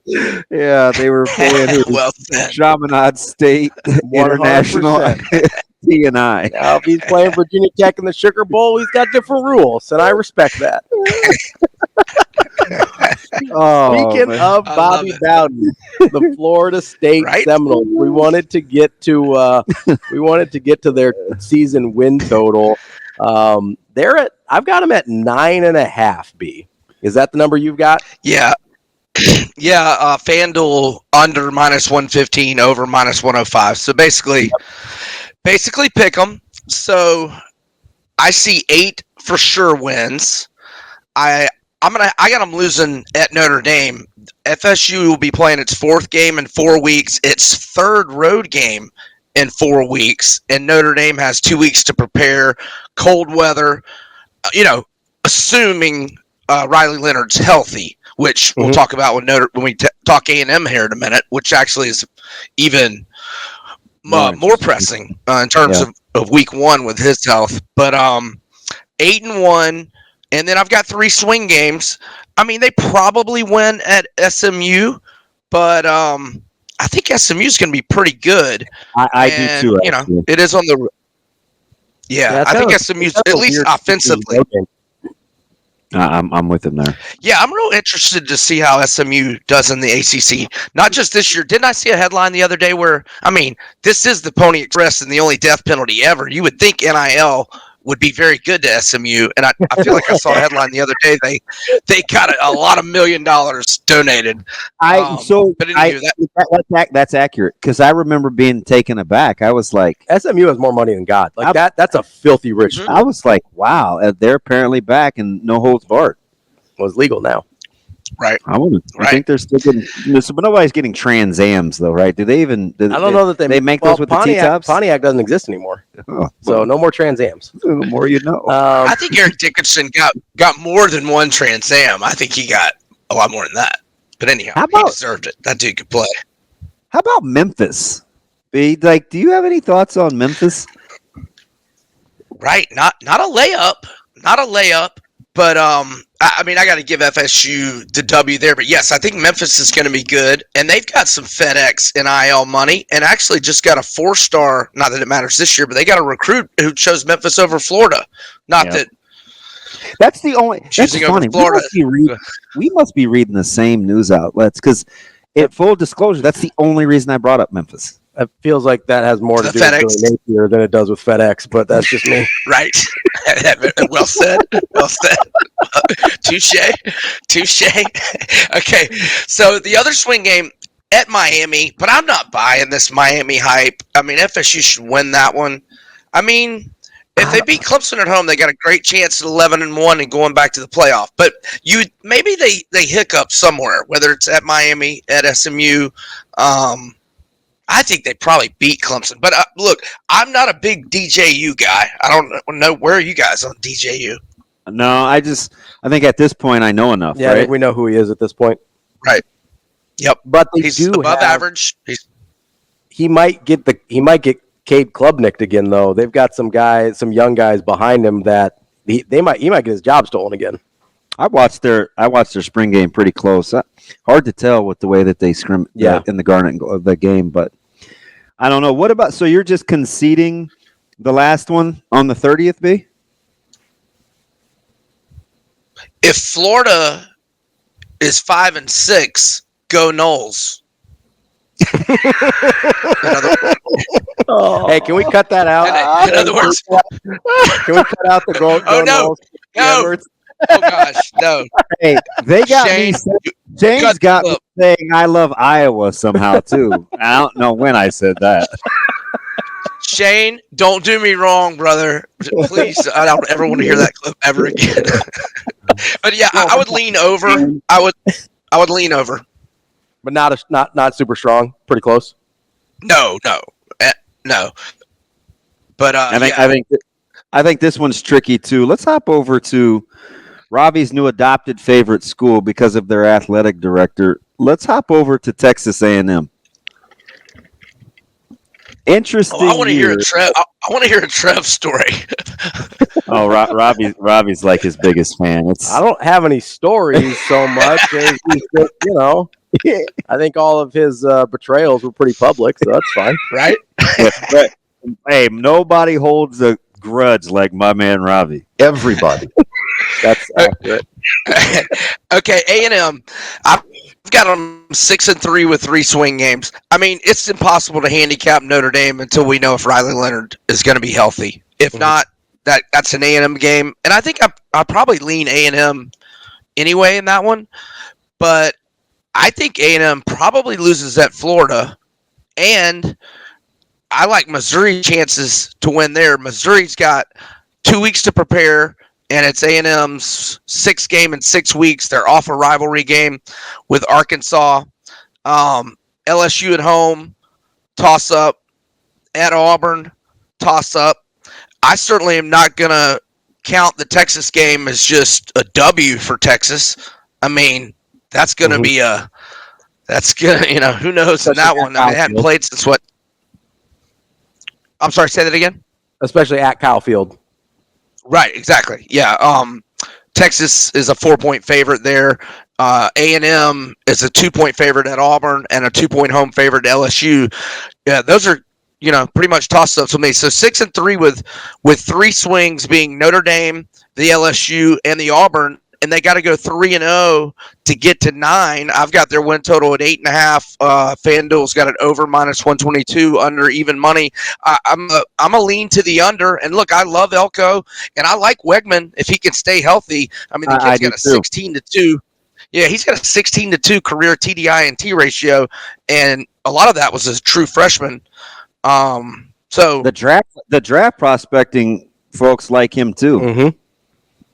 And hey, I tell you what, the lefty Jalen Henderson got a lot of money on LSU A&M over, and it was off to a bad start last year. That young kid could play. So if Wegman gets hurt, the lefty Jalen Henderson, he looked really good against LSU last year. So I think they've got depth at QB. But I'm a lean to the under, and I haven't bet it yet, but I may bet the under on this one. Wow, speaking of overs, this team appeared to play in a lot, man. I still remember the 54-47 Ole Miss game, but let's go over to Baton Rouge and one of the better coaches in the country, man. What do you like with the Bayou Kitties? All right, FanDuel 9.5, heavily shaded to the under -160. Over is +130. I've got 6 W's, and I've got 6 games that could kind of go either way, but I'll grade them. So I was going to say at South Carolina, hey, first career road game for Nussmeier, first career road start, tough environment, but I got to lean LSU there.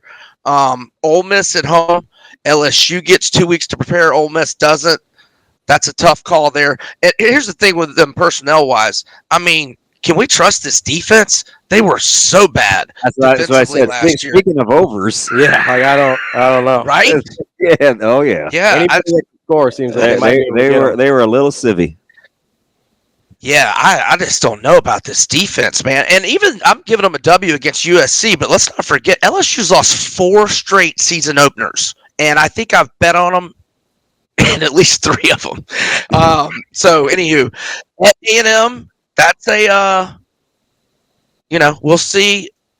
At Arkansas's got 2 weeks to prepare. LSU doesn't, and LSU always has problems at Arkansas, but I still give them that one. The Ole Miss and A&M, I don't know. Alabama, I don't know. And I think Florida could maybe beat them, possibly. So anyway, I'm a under, but I'm not laying minus 160 here. I think they're probably, unless the defense is drastically improved, I think they're probably an 8-4 team. Interesting. And let's not pretend they're going to win as many shootouts without Daniels back there. I would guess. I mean, hey, right. And speaking of Daniels, we got into their schedule yesterday. I'm telling you right now, we're going to do Kansas next week. They're my dark horse in the Big 12. I hear that. I love them if Daniel stays healthy. Yeah, that's a huge hit. That's our guy, B. Edwards, Vegas Insider, MajorWager.com. Brian, we appreciate it as always. Thanks, fellas. Y'all have a great weekend. Thanks, B. Michael Bruntz from Husker 24/7 coming up next on Hurrdat Sports Radio. Kicking off hour number 3 here on Hurrdat Sports Radio, AM 590, ESPN Omaha, ESPN Tri-Cities. We're live on Twitter, Facebook, and YouTube. And, of course, for hour number 3, we're live on KFOR in Lincoln as well. Hello, Lincoln. Of course, you can hear us across the state, which we love. That's DB. I'm Ravi Lulla on the Pillar Exterior stage. Joined now by Is he your friend? Bruntzy? Yeah. I think so. He's a Miller North guy, salt of the earth. His word is his bond. Oh, now he's being – so, listen, I'm just going to tell you, Bruntz, as we welcome him in from 24/7 Sports. I'm supposed to be his friend, too, but he's incredibly terse and obtuse this morning with me. And this whole lineup thing started with, I've got a bone to pick with Michael Bruntz. This was yesterday, the day before. He was mad at the 24/7 Sports guys. I'm not mad. I just got questions. And lo and behold, I got questions. I said, "Hey, would you like to ask Your Honor for permission to treat him as a hostile witness?" And here we are. He's giving you your flowers before he even introduces you on the segment. What did I say when you asked me if I wanted to treat him hostile? I said I would never do that to a Miller North guy. Not Michael Bruntz. Just generally speaking, a Miller North guy. Isn't that something? How you doing? How you doing, Bruntzy? Not bad. I'm a little nervous now, but I'm good. You guys getting through the dog days of summer okay? We're almost through it. Yeah. We're doing. You know what? There haven't been a ton. This has been a relatively easy summer. Yeah, there's been enough news. There's been an incredible amount of news. We haven't had to do position list or schedule wins and losses. We haven't had to pick at the low-hanging fruit yet. It's coming. You guys haven't really dug into the NCAA 25 rankings yet. No. We haven't even mentioned video games. So, Bruntz, I'm going to say this out loud because, Bruntz, you're smart. You can help me. This is like a black couch moment. I need to be better at allowing myself to go places that I know ultimately won't matter, right? I think it's pretty futile to argue over an arbitrary thing like a video game. Should I? It is. Do I need to You hit it right on the head. You got it. Just stop there. But I feel like everybody else is talking about it. Do I need to just at least entertain? I'm not a great let's get into schedule talk guy. But what about should I broaden my horizons, Bruntzy?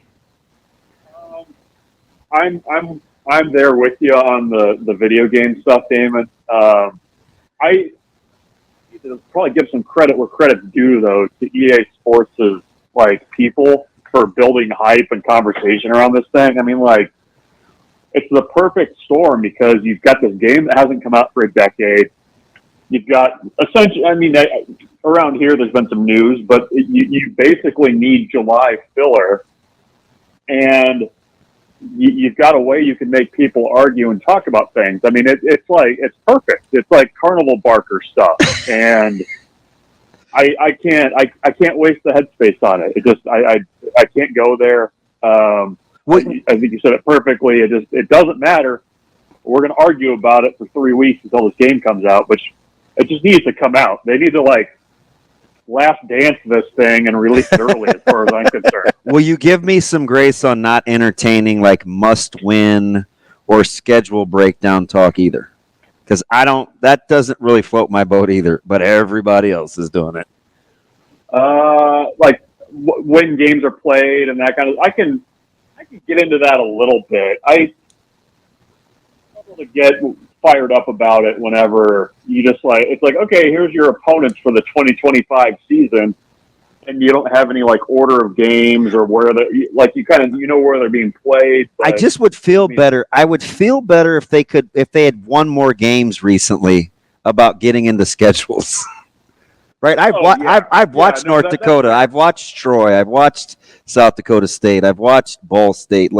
Northwestern. I've watched Maine. I'm gun shy.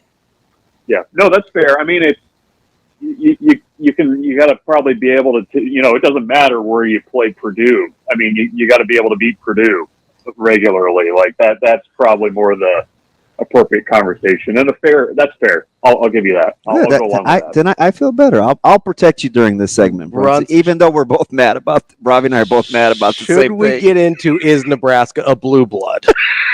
Oh yeah, I forgot that one. I forgot that one because who just tweeted that out a couple days ago? Staples, maybe it might have been Andy Staples. I was like, it was about Oregon, right?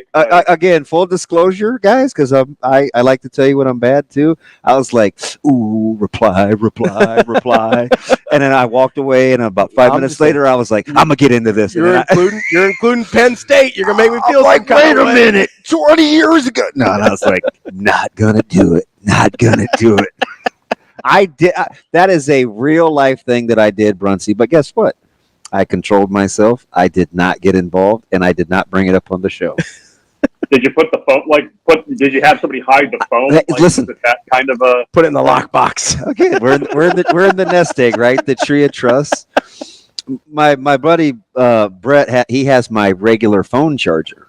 It's at his house, so normally that thing is out in the front room. So I would just put my phone there when I want to put my phone down. But this time, I only have the one that's by my bedpost.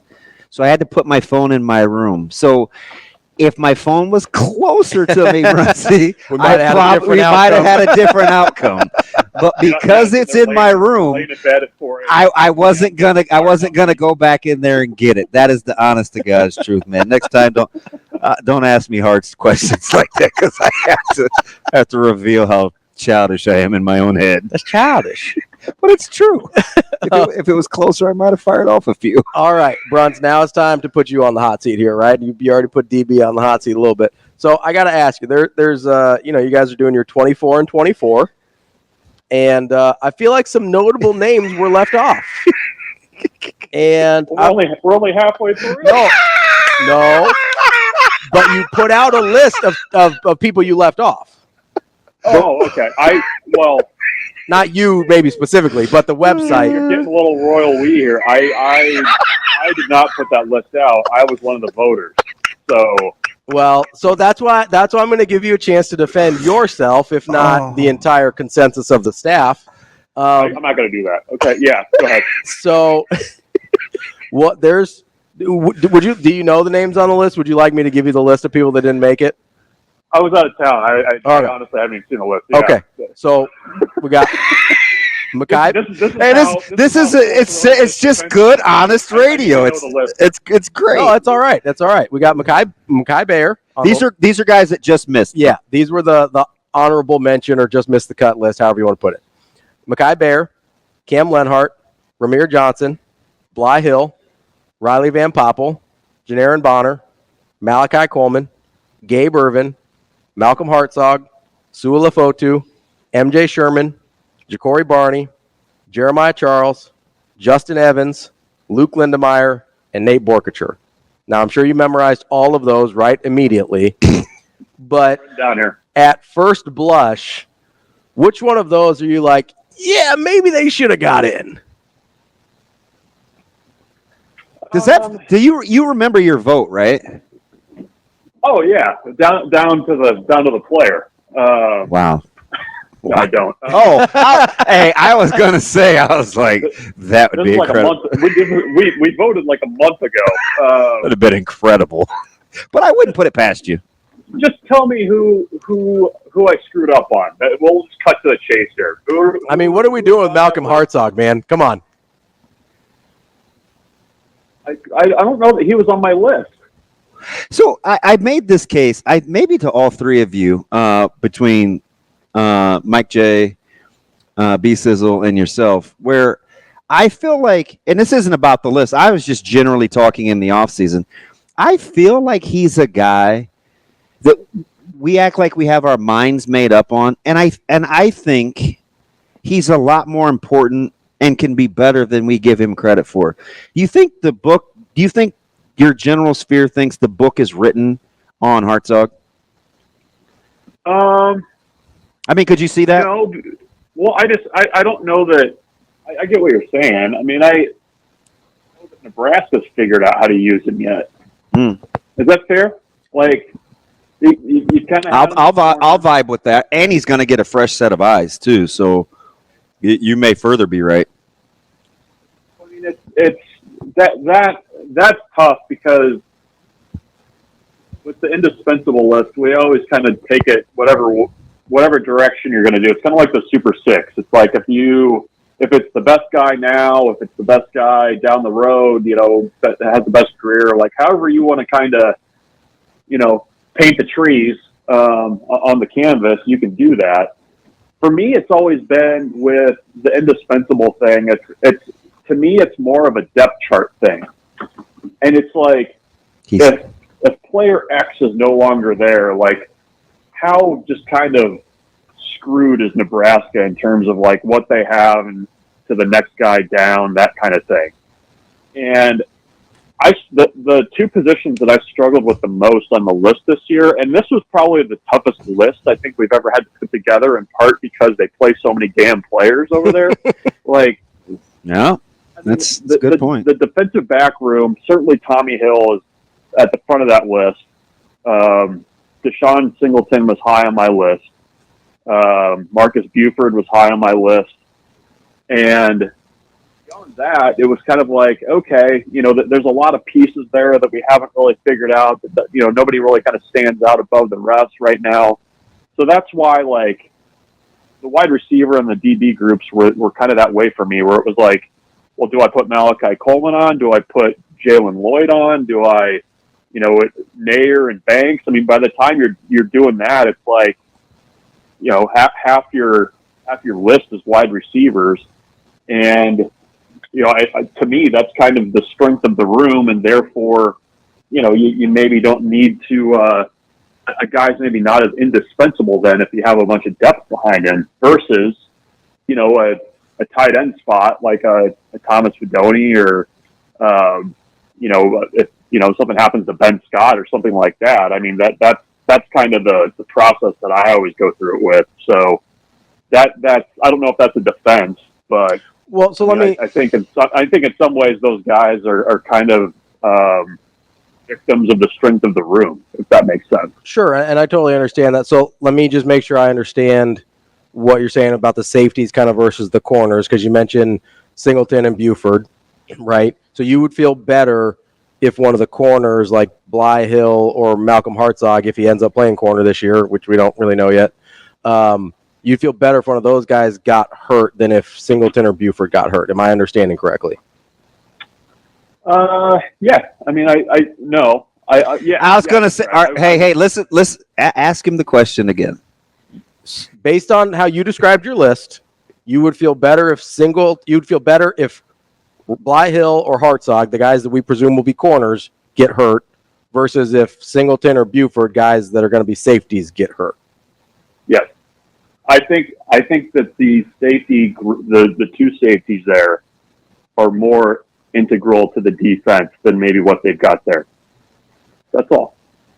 So you think the options behind those guys at safety are better options than the guys, or you feel like the guys behind the corners are better options than the guys behind the safety? that's what I think. Yeah. That's where I think it's a little bit of a hot take, so I was trying to clarify here.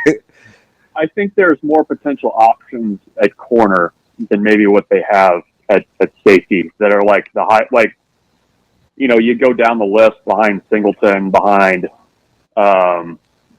Buford. I mean, I feel like those guys are so far above that, that would be a bigger loss to the defense. And Singleton too, I know you guys are harping on corners, but like What Hey, Singleton was wait. able to do- This is a Ravi. This is not harping, This just is not trying your, to- this is not your beloved DB. Just This trying to is like distinguish. this is like the mean guy over Just there. trying to distinguish. Like Singleton to me is a really important piece of that defense because of like you go. It feels like ages ago that he was on the field, but what they were asking him to do was so unique, I think, to his skill set versus other guys that they would have to slide in there. So that was why he was a little bit higher on my list. Hartzog is a guy that I didn't really know what to do with because is he a corner? Is he a safety? Is he a slot corner? Where are they going to use him? Like I don't know, and that's like I don't know that you completely have the picture there, and that's why I left him off the list because I mean there were other guys that needed to get on the list too. That's why you usually have you kind of get down to like 20 to 24. But this list is going to be great when we do it, by the way, in like December.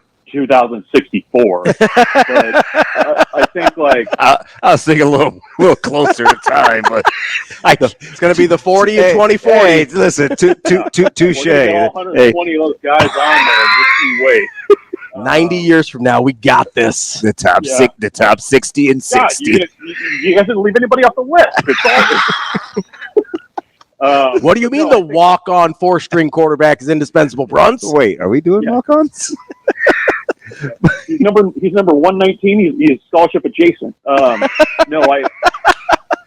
To me, that was my thing with Hartzog. Was like I just didn't know where to put it. You can kind of start to split hairs on some of those guys, but I think there were more important people ahead of them. So that he's become, I feel like, and shame on me, but again, since I'm just divulging all my weaknesses this morning, I feel like he's a guy that I am going to go out of my way to make sure I pay attention to because I think he's critical. I think he knows the most outside of Gifford, and I think he's the most versatile. And Bruntz, knock on wood, he doesn't get hurt. So for me, like I think, because right now what we're working with is how close is Wyatt, how close is Bly Hill. Jeremiah Charles hasn't played a many meaningful snaps. I think he's got 7 in the defensive backfield. Like, I don't know, man. I think if Hartzog is good, kind of similar to Buda Wright, if those two guys are good, they're kind of linchpinny in terms of what that back end can do. Have they trusted him at the corner spot though? So I feel like he's always had a little bit of a shorter leash Yeah, than you're everybody smart. else Like there. I like the way you were. That's smart, right? In typical Bruntz fashion, because he's been kind of an by the way guy. So we kind of view him as an by the way guy. You know what I mean? But I thought when Coach Coop was before he departed, it was, you know what, we haven't really been fair to Malcolm, and we need to do a better job with that. So I thought that may buy him a little bit of grace. Another look. Yeah. But Yeah. I mean, I'm willing, because now that I get kind of the rationale, like I look at a guy like Van Poppel. I told Ravi in March, wouldn't surprise me if by the end of the year he started. I look at a guy like Cam Lenhart, who, if he turns the corner, if he's we talk about two-way guys in basketball. If he's a two-way guy, like run stop pass rush guy in football, he changes the way that defense can play dramatically. Van Poppel's the same. Like, I kind of get it now. You're like, it's not a reflection necessarily of the talent. It's indispensable, right? If something happened to them, then What do we do? I still think Hartzog think Hartzog is in the discussion. I do too. Kim Lenhart was probably like 27 for me. If I would have gone down the list. Yeah. But it's the same thing where like that's such a deep group, like, and he kind of battled some things last year injury wise too. I think he probably hit a little bit of a freshman wall. They've got other guys that they're ready to slide in there. You know what I mean? Like, if we do this, when we do this list next year, I mean, I could see him being on that if he kind of continues on the trajectory that he's on. Like, I'm not it in my mind, it's never kind of been like a list of like, this is the absolutely best player on Nebraska's roster, and this is the second best player on Nebraska's roster. It's like, it's always kind of been the context of the depth chart a little bit for me. And that's, like I said, that's why it's a little bit tougher is, when you're playing so many wide receivers, you're playing so many defensive linemen, you've got guys with potential that could slide in there. I mean, Van Poppel's a good example of that too. Yeah. He's not in the top 24 on my list right now, but I would entertain a case this time next year that he's potentially on there. Shoot, I like with this discussion, and it's just funny. That's why I like having open dialogue, because you always can learn. But I might put Charles in the top 5 right now. Then I would Bruntz. I'd bubble wrap that guy and get him as much experience as possible before that opener, because I mean, Doss is probably 2 right now on the other side. You're hoping on Bly Hill. I don't know who you're putting behind Charles. Because you're hoping that the Sierra Wright steps in there. But that guy's he hadn't played in a year. Right, I know. I mean, So Bruntz, sobering. Thank you, Bruntz. Jeez. Last one for me that I was just not grilling you, just curious to hear your justification. You realize this stems from the A's beating the Red Sox head in last night, don't you, Bruntz? I don't want to talk about it. Talk to me about it's Justin. like dropping an early season game in college football, by the way. You just lost the Maine. That's what happened. Listen, happens to a lot of people. North Dakota State's really good. Didn't you listen to Dion? Wow. Talk to me about Justin Evans. Yeah. He was another guy that was kind of on the fringe of he actually might have been on my list. I need to go back and look. The versatility aspect of him is kind of where the value is. Mm-hmm. They love the attitude. He's a no nonsense kind of bulldog from New Jersey. But yeah, I mean, that he was a guy, I think I'd need to go back and look, but I would guess he was probably maybe 23 or 24 on my list, or just off of it. That's one that probably should have been on there. Because I think he'll have his say somewhere this year. I don't know how he doesn't. Mm-hmm. And I don't know about you guys, but the guard spots don't feel completely settled right now. Yeah. Where, starting fall camp. So, and the other thing is too, is, I think when he's gone in there, and it always feels like he's always like that guy that goes into the game when there's like 2 runners on and 1 out, like it's never in a good spot. And, I think there's value in that. I think he was probably right off my list. So I'll accept that he was probably should have been on the fringe there. Bruntz, if Nebraska's having a really good season, which assistant coach, in your opinion, will have to have done the best job?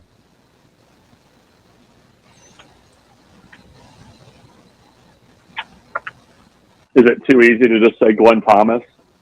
It depends on your rationale. I don't know. I'm here for it.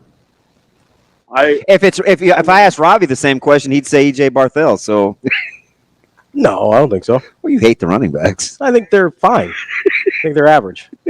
Wow. You know who also came to mind? Who's that? Besides the quarterback spot is Rob Dvorak. Oh, I'm here for that. The inside linebacker spot. I mean, you're replacing 2 very large veterans from a leadership point of view. You've got pieces there that I think are intriguing. I'm including Javin Wright in that room. How they kind of mix and match those pieces will be fascinating. But that group to me needs to kind of take a step forward. How about Shavers? Yeah. Yeah, I mean that's another guy that's in that mix that he sure looks the part. So yeah, I mean I'd say Rob Dvorak. There's your off the beaten path answer, and obviously Glenn Thomas. That's Michael Bruntz, Husker 24/7. You're officially off the witness stand, Bruntsy. We appreciate the time. Thanks, MB. Thanks, guys. Yep. See ya. We're back here on Hurrdat Sports Radio, AM 590, ESPN Omaha, ESPN Tri-Cities, KFOR in Lincoln. That's DB. I'm Ravi Lulla. Got to remind you that it's game on all summer long at Lawrence Gardens. Join us in the Garden for a game-filled summer adventure, from matches of giant chess and checkers to epic badminton rallies and rousing games of croquet. Garden Games is sure to be fun for the whole family. Join the friendly competition through September 2nd and have fun playing in the outdoors. Ready to make memories with your team? Plan your visit to lawrencegardens.org. We might have to make a little return trip, DB. Yeah, so you can beat my butt in badminton? Absolutely. That ain't happening. Just beat your brains in You ever see me hit a birdie? No, I haven't. We ain't talking about golf. We're talking about... Because I haven't seen me do that either. All right. The first birdie I ever made in my life, it's terrible. So Was in woodshop class? No. Over there on 144th and Pacific? No, it's at 120th and Center over at Westwood, that little par 3 over there. Oh, yeah. So it's like the third time I've ever played golf in my life. I'm in high school, and I hit one of those. I'm hitting like a driver on like a 90-yard hole because I'm an idiot. And it's just a worm burner that happens to go right up to the hole, and I tap in for birdie. It's the ugliest birdie ever in the history of mankind, but it still counts as 2. You're making fun of my 187-yard drive. I mean, I was like 15 at the time, so. My bad. My bad. Listen, I never made fun of your 187-yard drive. I was like, listen, just keep it straight down the middle. You're good to go. Except when you said, was that with a driver? Well, I was just trying to get context, clarification. Right. You know? Toby, athlete. Toby. I don't know a lot of... Was that like the only club you had? No, I just...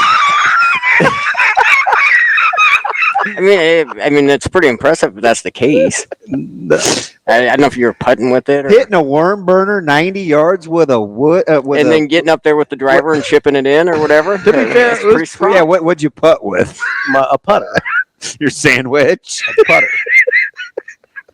To be fair, it was probably even at that time, like a 20-year-old driver. I think I got it at Goodwill. Yeah. I just was like, I don't know. I was like 15. My parents would buy me golf clubs. I had to go buy like the $2 ones from Goodwill. I have the best set of golf clubs for a guy that is a horrible golfer, maybe ever. I got a new set this summer, so we'll see. Did you? Yeah. Some of that non-kid having discretionable income.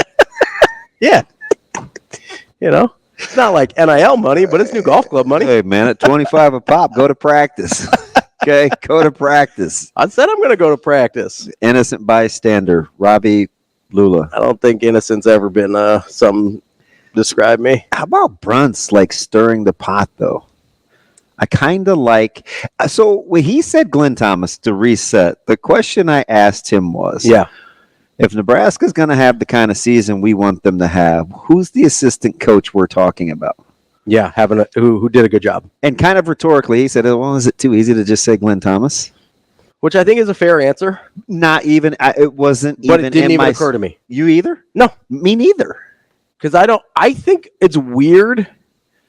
I think of Dylan Raiola independent from Glenn Thomas. So that's another point. But that goes along my lines of what I said the other day about wide receiver play versus quarterback, and going all the way back to quarterback play versus special teams. Mm-hmm. DR gets this thing. We just assume Raiola's going to be good. Well, that's not necessarily. Do you know what I mean? I think that some people do. I'm not even assuming he's going to be good. I just assume he's going to be what he is, and I don't really think. But that's good, right? No, I don't know. I mean, whatever he is, I think of that in a vacuum, not associated to Glenn Thomas. I don't know why. I don't have a good reason. But when I think of Glenn Thomas, I think of, well, if Heinrich Harburg has to play for some reason, I think Heinrich got better. Right? And that matters too, right? I guess because we do know that he's uber talented. Yes. Yeah, we're coming from a different spot with Raiola. So I don't really think of Glenn Thomas associated with Dylan Raiola. I think of Glenn Thomas associated with Danny Kaelin and Heinrich Harburg. Yeah, it's very, very hard to get good quarterback play early. We've established that. Oh, yeah, 100%. I just think we need to. But going back to the thing Coach Rule says all the time, hey, we might need 2 or 3 to get through the season. Stop. No, I'm being serious. I think of Heinrich Harburg when I think of Glenn Thomas because he looked different in the spring than he did last fall. He looked incredible. And he had looked different last fall. I meant incremental relative to the progression, growth, right? And he looked different last fall than he did in the spring before. So like he's a guy that's improved a lot. And I think having Glenn Thomas, if Heinrich Harburg does have to play for whatever reason, I think Glenn Thomas matters more there, which again is an answer to your question still, but I don't think of it in the context of Raiola. Yeah, and I would have even entertained your discussion with the running back spot with Barthel, and that wouldn't have been your answer. No, that wouldn't have been my answer. I do think it's I do like fair point. I like a lot of them. Yeah, I think you can make an argument for a lot of different guys. Barthel's a good point because if he is able to get that running back room to remember what we thought of Grant from 2 years ago to last year, or the way like a lot of people that's a heck of a jump that EJ got them, or the way a lot of people still feel about Emmett Johnson, or like maybe we get a healthy Gabe Irvin or Ramir Johnson. Like those are, if those guys can lift some of that pressure off of Dylan Raiola, then the running back room could very well be the most important on the team. And I don't think they have to be special. They do have to be a little bit better, right? Like incrementally, they can get better without still. Like I don't look at anybody in that room as like, oh man, that's a dude. Like maybe someday, but I don't think they've got one of those guys on campus right now. But that doesn't mean they still can't do an incredible job of helping out the offense and taking pressure off the quarterback spot. And that would be a testament to EJ Barthel. But my answer was Butler. Immediately. The only guy I thought of. Huh. The only guy I thought of. I mean, I could see it. Because we've talked about this well before the Evan Cooper stuff happened with, hey, we got some questions in the defensive backfield, right? Did you scare yourself walking Bruntz through the depth in the defensive backfield? I didn't scare myself. I was just like, you realize what we're dealing with, right?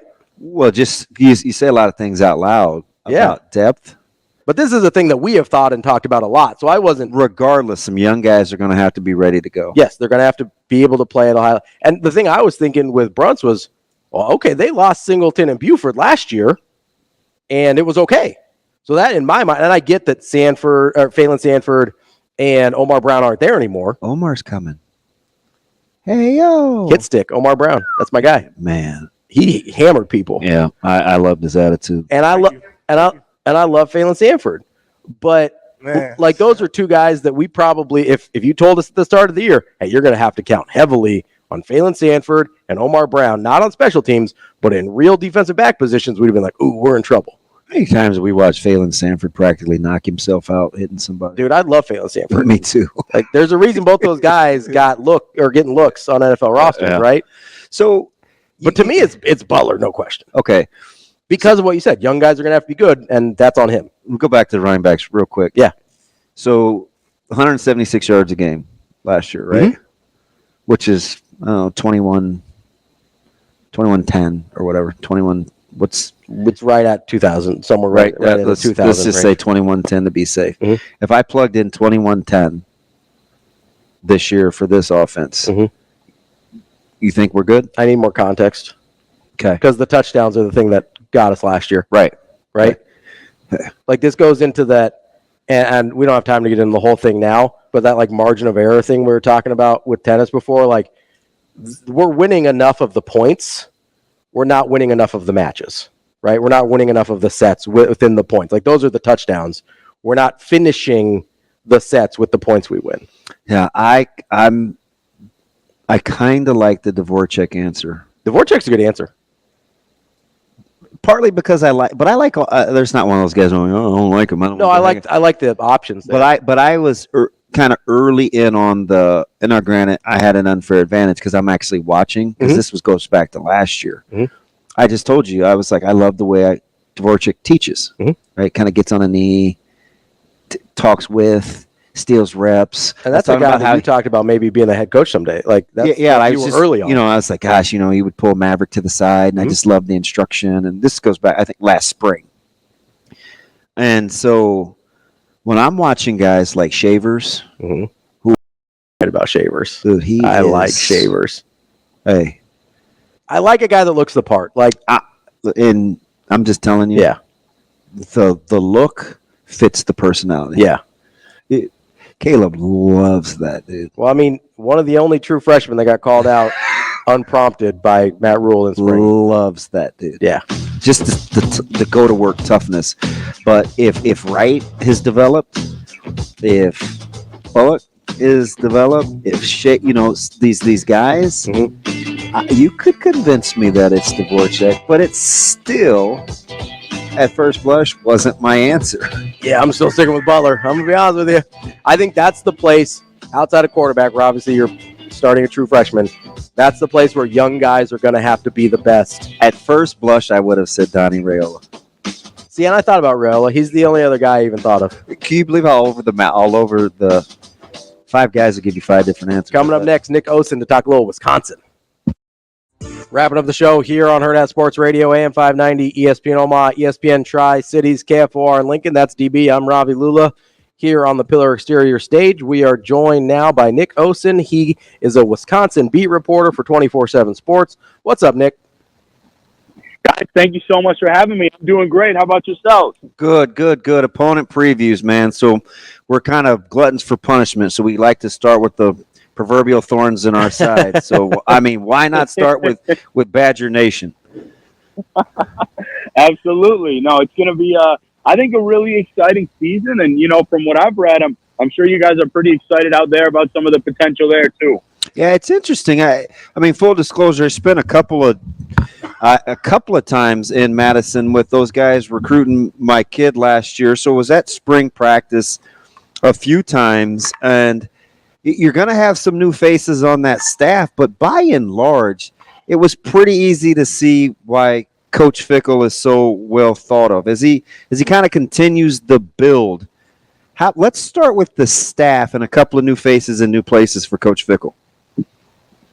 Absolutely. Yeah. So, there are some massive additions, and they've really shown themselves not only with the new team, of course, but on the recruiting trail as well. I'll start with offensive line coach A.J. Blazik. Now, he came in, obviously some connections around the industry, and there was a buzz about him, relationship builder and a good developer. But like I said, he's also brought a lot of kind of excitement, charm to the recruiting trail. So the O-line, there'll be a new coach. Wideout, Coach Kenny Guyton, who's also really found some success recruiting, and I think he's done a really great job of connecting and developing so far. A defensive line coach, E.J. Whitlow, who has kind of found his success as a developer at a couple different stops, including Air Force, getting some guys to the NFL. So that's a big addition. And then Alex Grinch in the secondary. Now, fortunately for Coach Grinch, he's coming in to work with some safeties that are already stars, including Hunter Wohler, obviously one of the biggest names for Wisconsin. So those are some new additions. And so far, very, very overwhelmingly positive with these guys, I would say, especially Coach Blazik and Coach Guyton. I was blown away by your former co-defensive coordinator and safeties coach, Coach Hitchler, especially how he worked in tandem with Coach Tressel. Is it a blessing, kind of? Because we're talking about similar things in Nebraska secondary, too, replacing Coach Cooper with Coach Butler, where we're fortunate to have some experienced, good players on the back end that could make that transition a little more seamless. But Hitchler was a stud. Yeah, I think fortunately, and that was an opportunity for him, but I think for Wisconsin, I think they're fortunate. They've got older guys back there, you know, so it's not, it's still a transition, but it's not as tough. You've got Wohler. You've got a guy that's been around 4 or 5 years in Kamoy Latu. Hamlin's a stud. Brown is now entering Hallmark, year 3. Yeah, absolutely. Hallman at corner. So I think it's been really seamless. And what stood out to me with Coach Grinch is he's kind of really been in that teaching role. Obviously, you guys with your experience and going through recruiting, how important that is to still be able to teach one-on-one, be a technician within kind of your craft. And so I think that's what he's done, obviously, with a DC at USC. So plenty of opportunities for him in Madison. And frankly, guys, I wouldn't be shocked at all if the secondary is the best spot on the entire team. Nick, I'm curious there's a lot of similarities between what Wisconsin has gone through in terms of coaching change and transition and what Nebraska's going through. What are your expectations for a year 2 progression under the second year of Luke Fickell? Yeah, that's a really good question. So I think, generally speaking, right, for the fan base, I think it is just like to continue this positive upward trend, recruiting, translating that to the football field. And from what my readers really say, they're talking about winning like one or two at least of these marquee games, right? Whether that's Bama coming to town, at USC, Oregon, I think at Nebraska is going to be a really good game, and at Iowa. But for me personally, getting the chance to, of course, see some of spring football, obviously cover this team so deeply, I've got expectations a little bit higher just because I know what the potential is. The over-under line for this team was 6.5 wins. So obviously, if you say the over, that's about 7. I still think that's a little low. I think success would be probably 7 to 8 wins, but winning at least one of those marquee battles. And frankly, the Badgers are starting to pick up a little bit of steam as kind of like a sleeper contender in the Big Ten Conference after a couple of maybe the more expected teams to see. He's had a hard time doing it, but it's a Wisconsin thing, even under Longo, who had success running the football at Carolina as well. How important is the emergence of another back, or at least in addition to health and getting back Ches Malusi? Really, really important. And frankly, he looked healthy. He's back to himself. But I'll also mention a name that I think maybe not enough people have been talking about or maybe even know about. Another veteran tailback, Howie Walker, came in from Oklahoma. And, he dealt with injury throughout some of his career, was actually a walk-on with the Sooners. And now he and Malusi are just going to be this kind of, thunder and lightning veteran backfield. And I feel like they each kind of present some different strengths. Malusi, really complete back. I'm so glad to see him healthy because he's just been a stalwart and really a leader for this program ever since he came in from Clemson. So I think those two guys are really going to help the run game. And obviously, I'm expecting a pretty big year for Coach Phil Longo with the run game too. How important will Ashcraft and his steadiness as TE1 be for the steadiness of Van Dyke? Yeah, I think for him, I think it's fortunate that he was able to get a lot of looks last year so young. I think that's a room where, you kind of open things up a little bit more. Now that it's year 2 with Longo, obviously Coach Fickell, and in this system, I think Tyler Van Dyke is going to lean on those tight ends a little bit when necessary. I think it's fortunate that there are some big-time receivers now, but I think that's only going to open things up for a guy like Tuck Ashcraft, like you mentioned, or JT Seagraves, who's kind of a flashy younger player, but who's very complete with his athleticism. I think Riley Nowakowski is a veteran there, too, that can do a little bit of everything. So I feel like that's a room, I'll say specifically tight ends and running backs, I think are going to have a really nice kind of bounce-back year in 2024. We're talking with Nick Osen. He covers Wisconsin for 24/7 Sports. Let's talk about Tyler Van Dyke. Obviously had a really good redshirt freshman campaign at Miami. Never really matched those levels again in his next 2 years. What does he need to be within this offense for Wisconsin to reach those levels that you were talking about in terms of a successful season? Yeah, I think he needs to do 2 things, guys. I think he obviously, needs to play well, be a good quarterback. That's obvious. But I think number 2 is just try not to do too much. Maybe cut down the turnovers, because with the run game, like I mentioned, and the defense that I personally expect to be a top at least 3 or 4 unit within the conference with some of the moves that they made, I don't think he has to maybe do as much as he did as a young player at Miami. I think to show that arm strength when you need, trust the offense. I think he's done a really nice job transitioning into this Phil Longo offense. It wasn't necessarily the easiest in the first couple weeks, but then I think he really settled in spring ball. I've been impressed with how he's kind of become a little bit more of a leader. So I think as long as he just trusts his reads, and knows, you've got that arm strength, you can take the deep shots here and there, but maybe don't need to force them. I think that's going to be the best thing, not only for the offense, but for his development. Because from what I understand, I think that he is still thought of as a potential NFL talent. But like you said, some of those numbers were a little bit higher early on, and he's, of course, looking to get back there and Madison. So safe to say that is Green wide receiver 1? I would definitely go with Will Pauling on that one. Believe me, we've seen him in our sleep, so I got no problems watching guys work in the slot on third down. Like I get it. Yeah. He had a heck of a breakout campaign last season, and just from watching him and seeing some of his workouts too, he's only going to get better. But I like that you asked about Green, right? Because he's a little bit forgotten at times he dealt with an injury here or there last season, but you saw some of his potential. You certainly saw it in the bowl game against LSU, some massive touchdowns that made that a really, really good game. So I put him up there.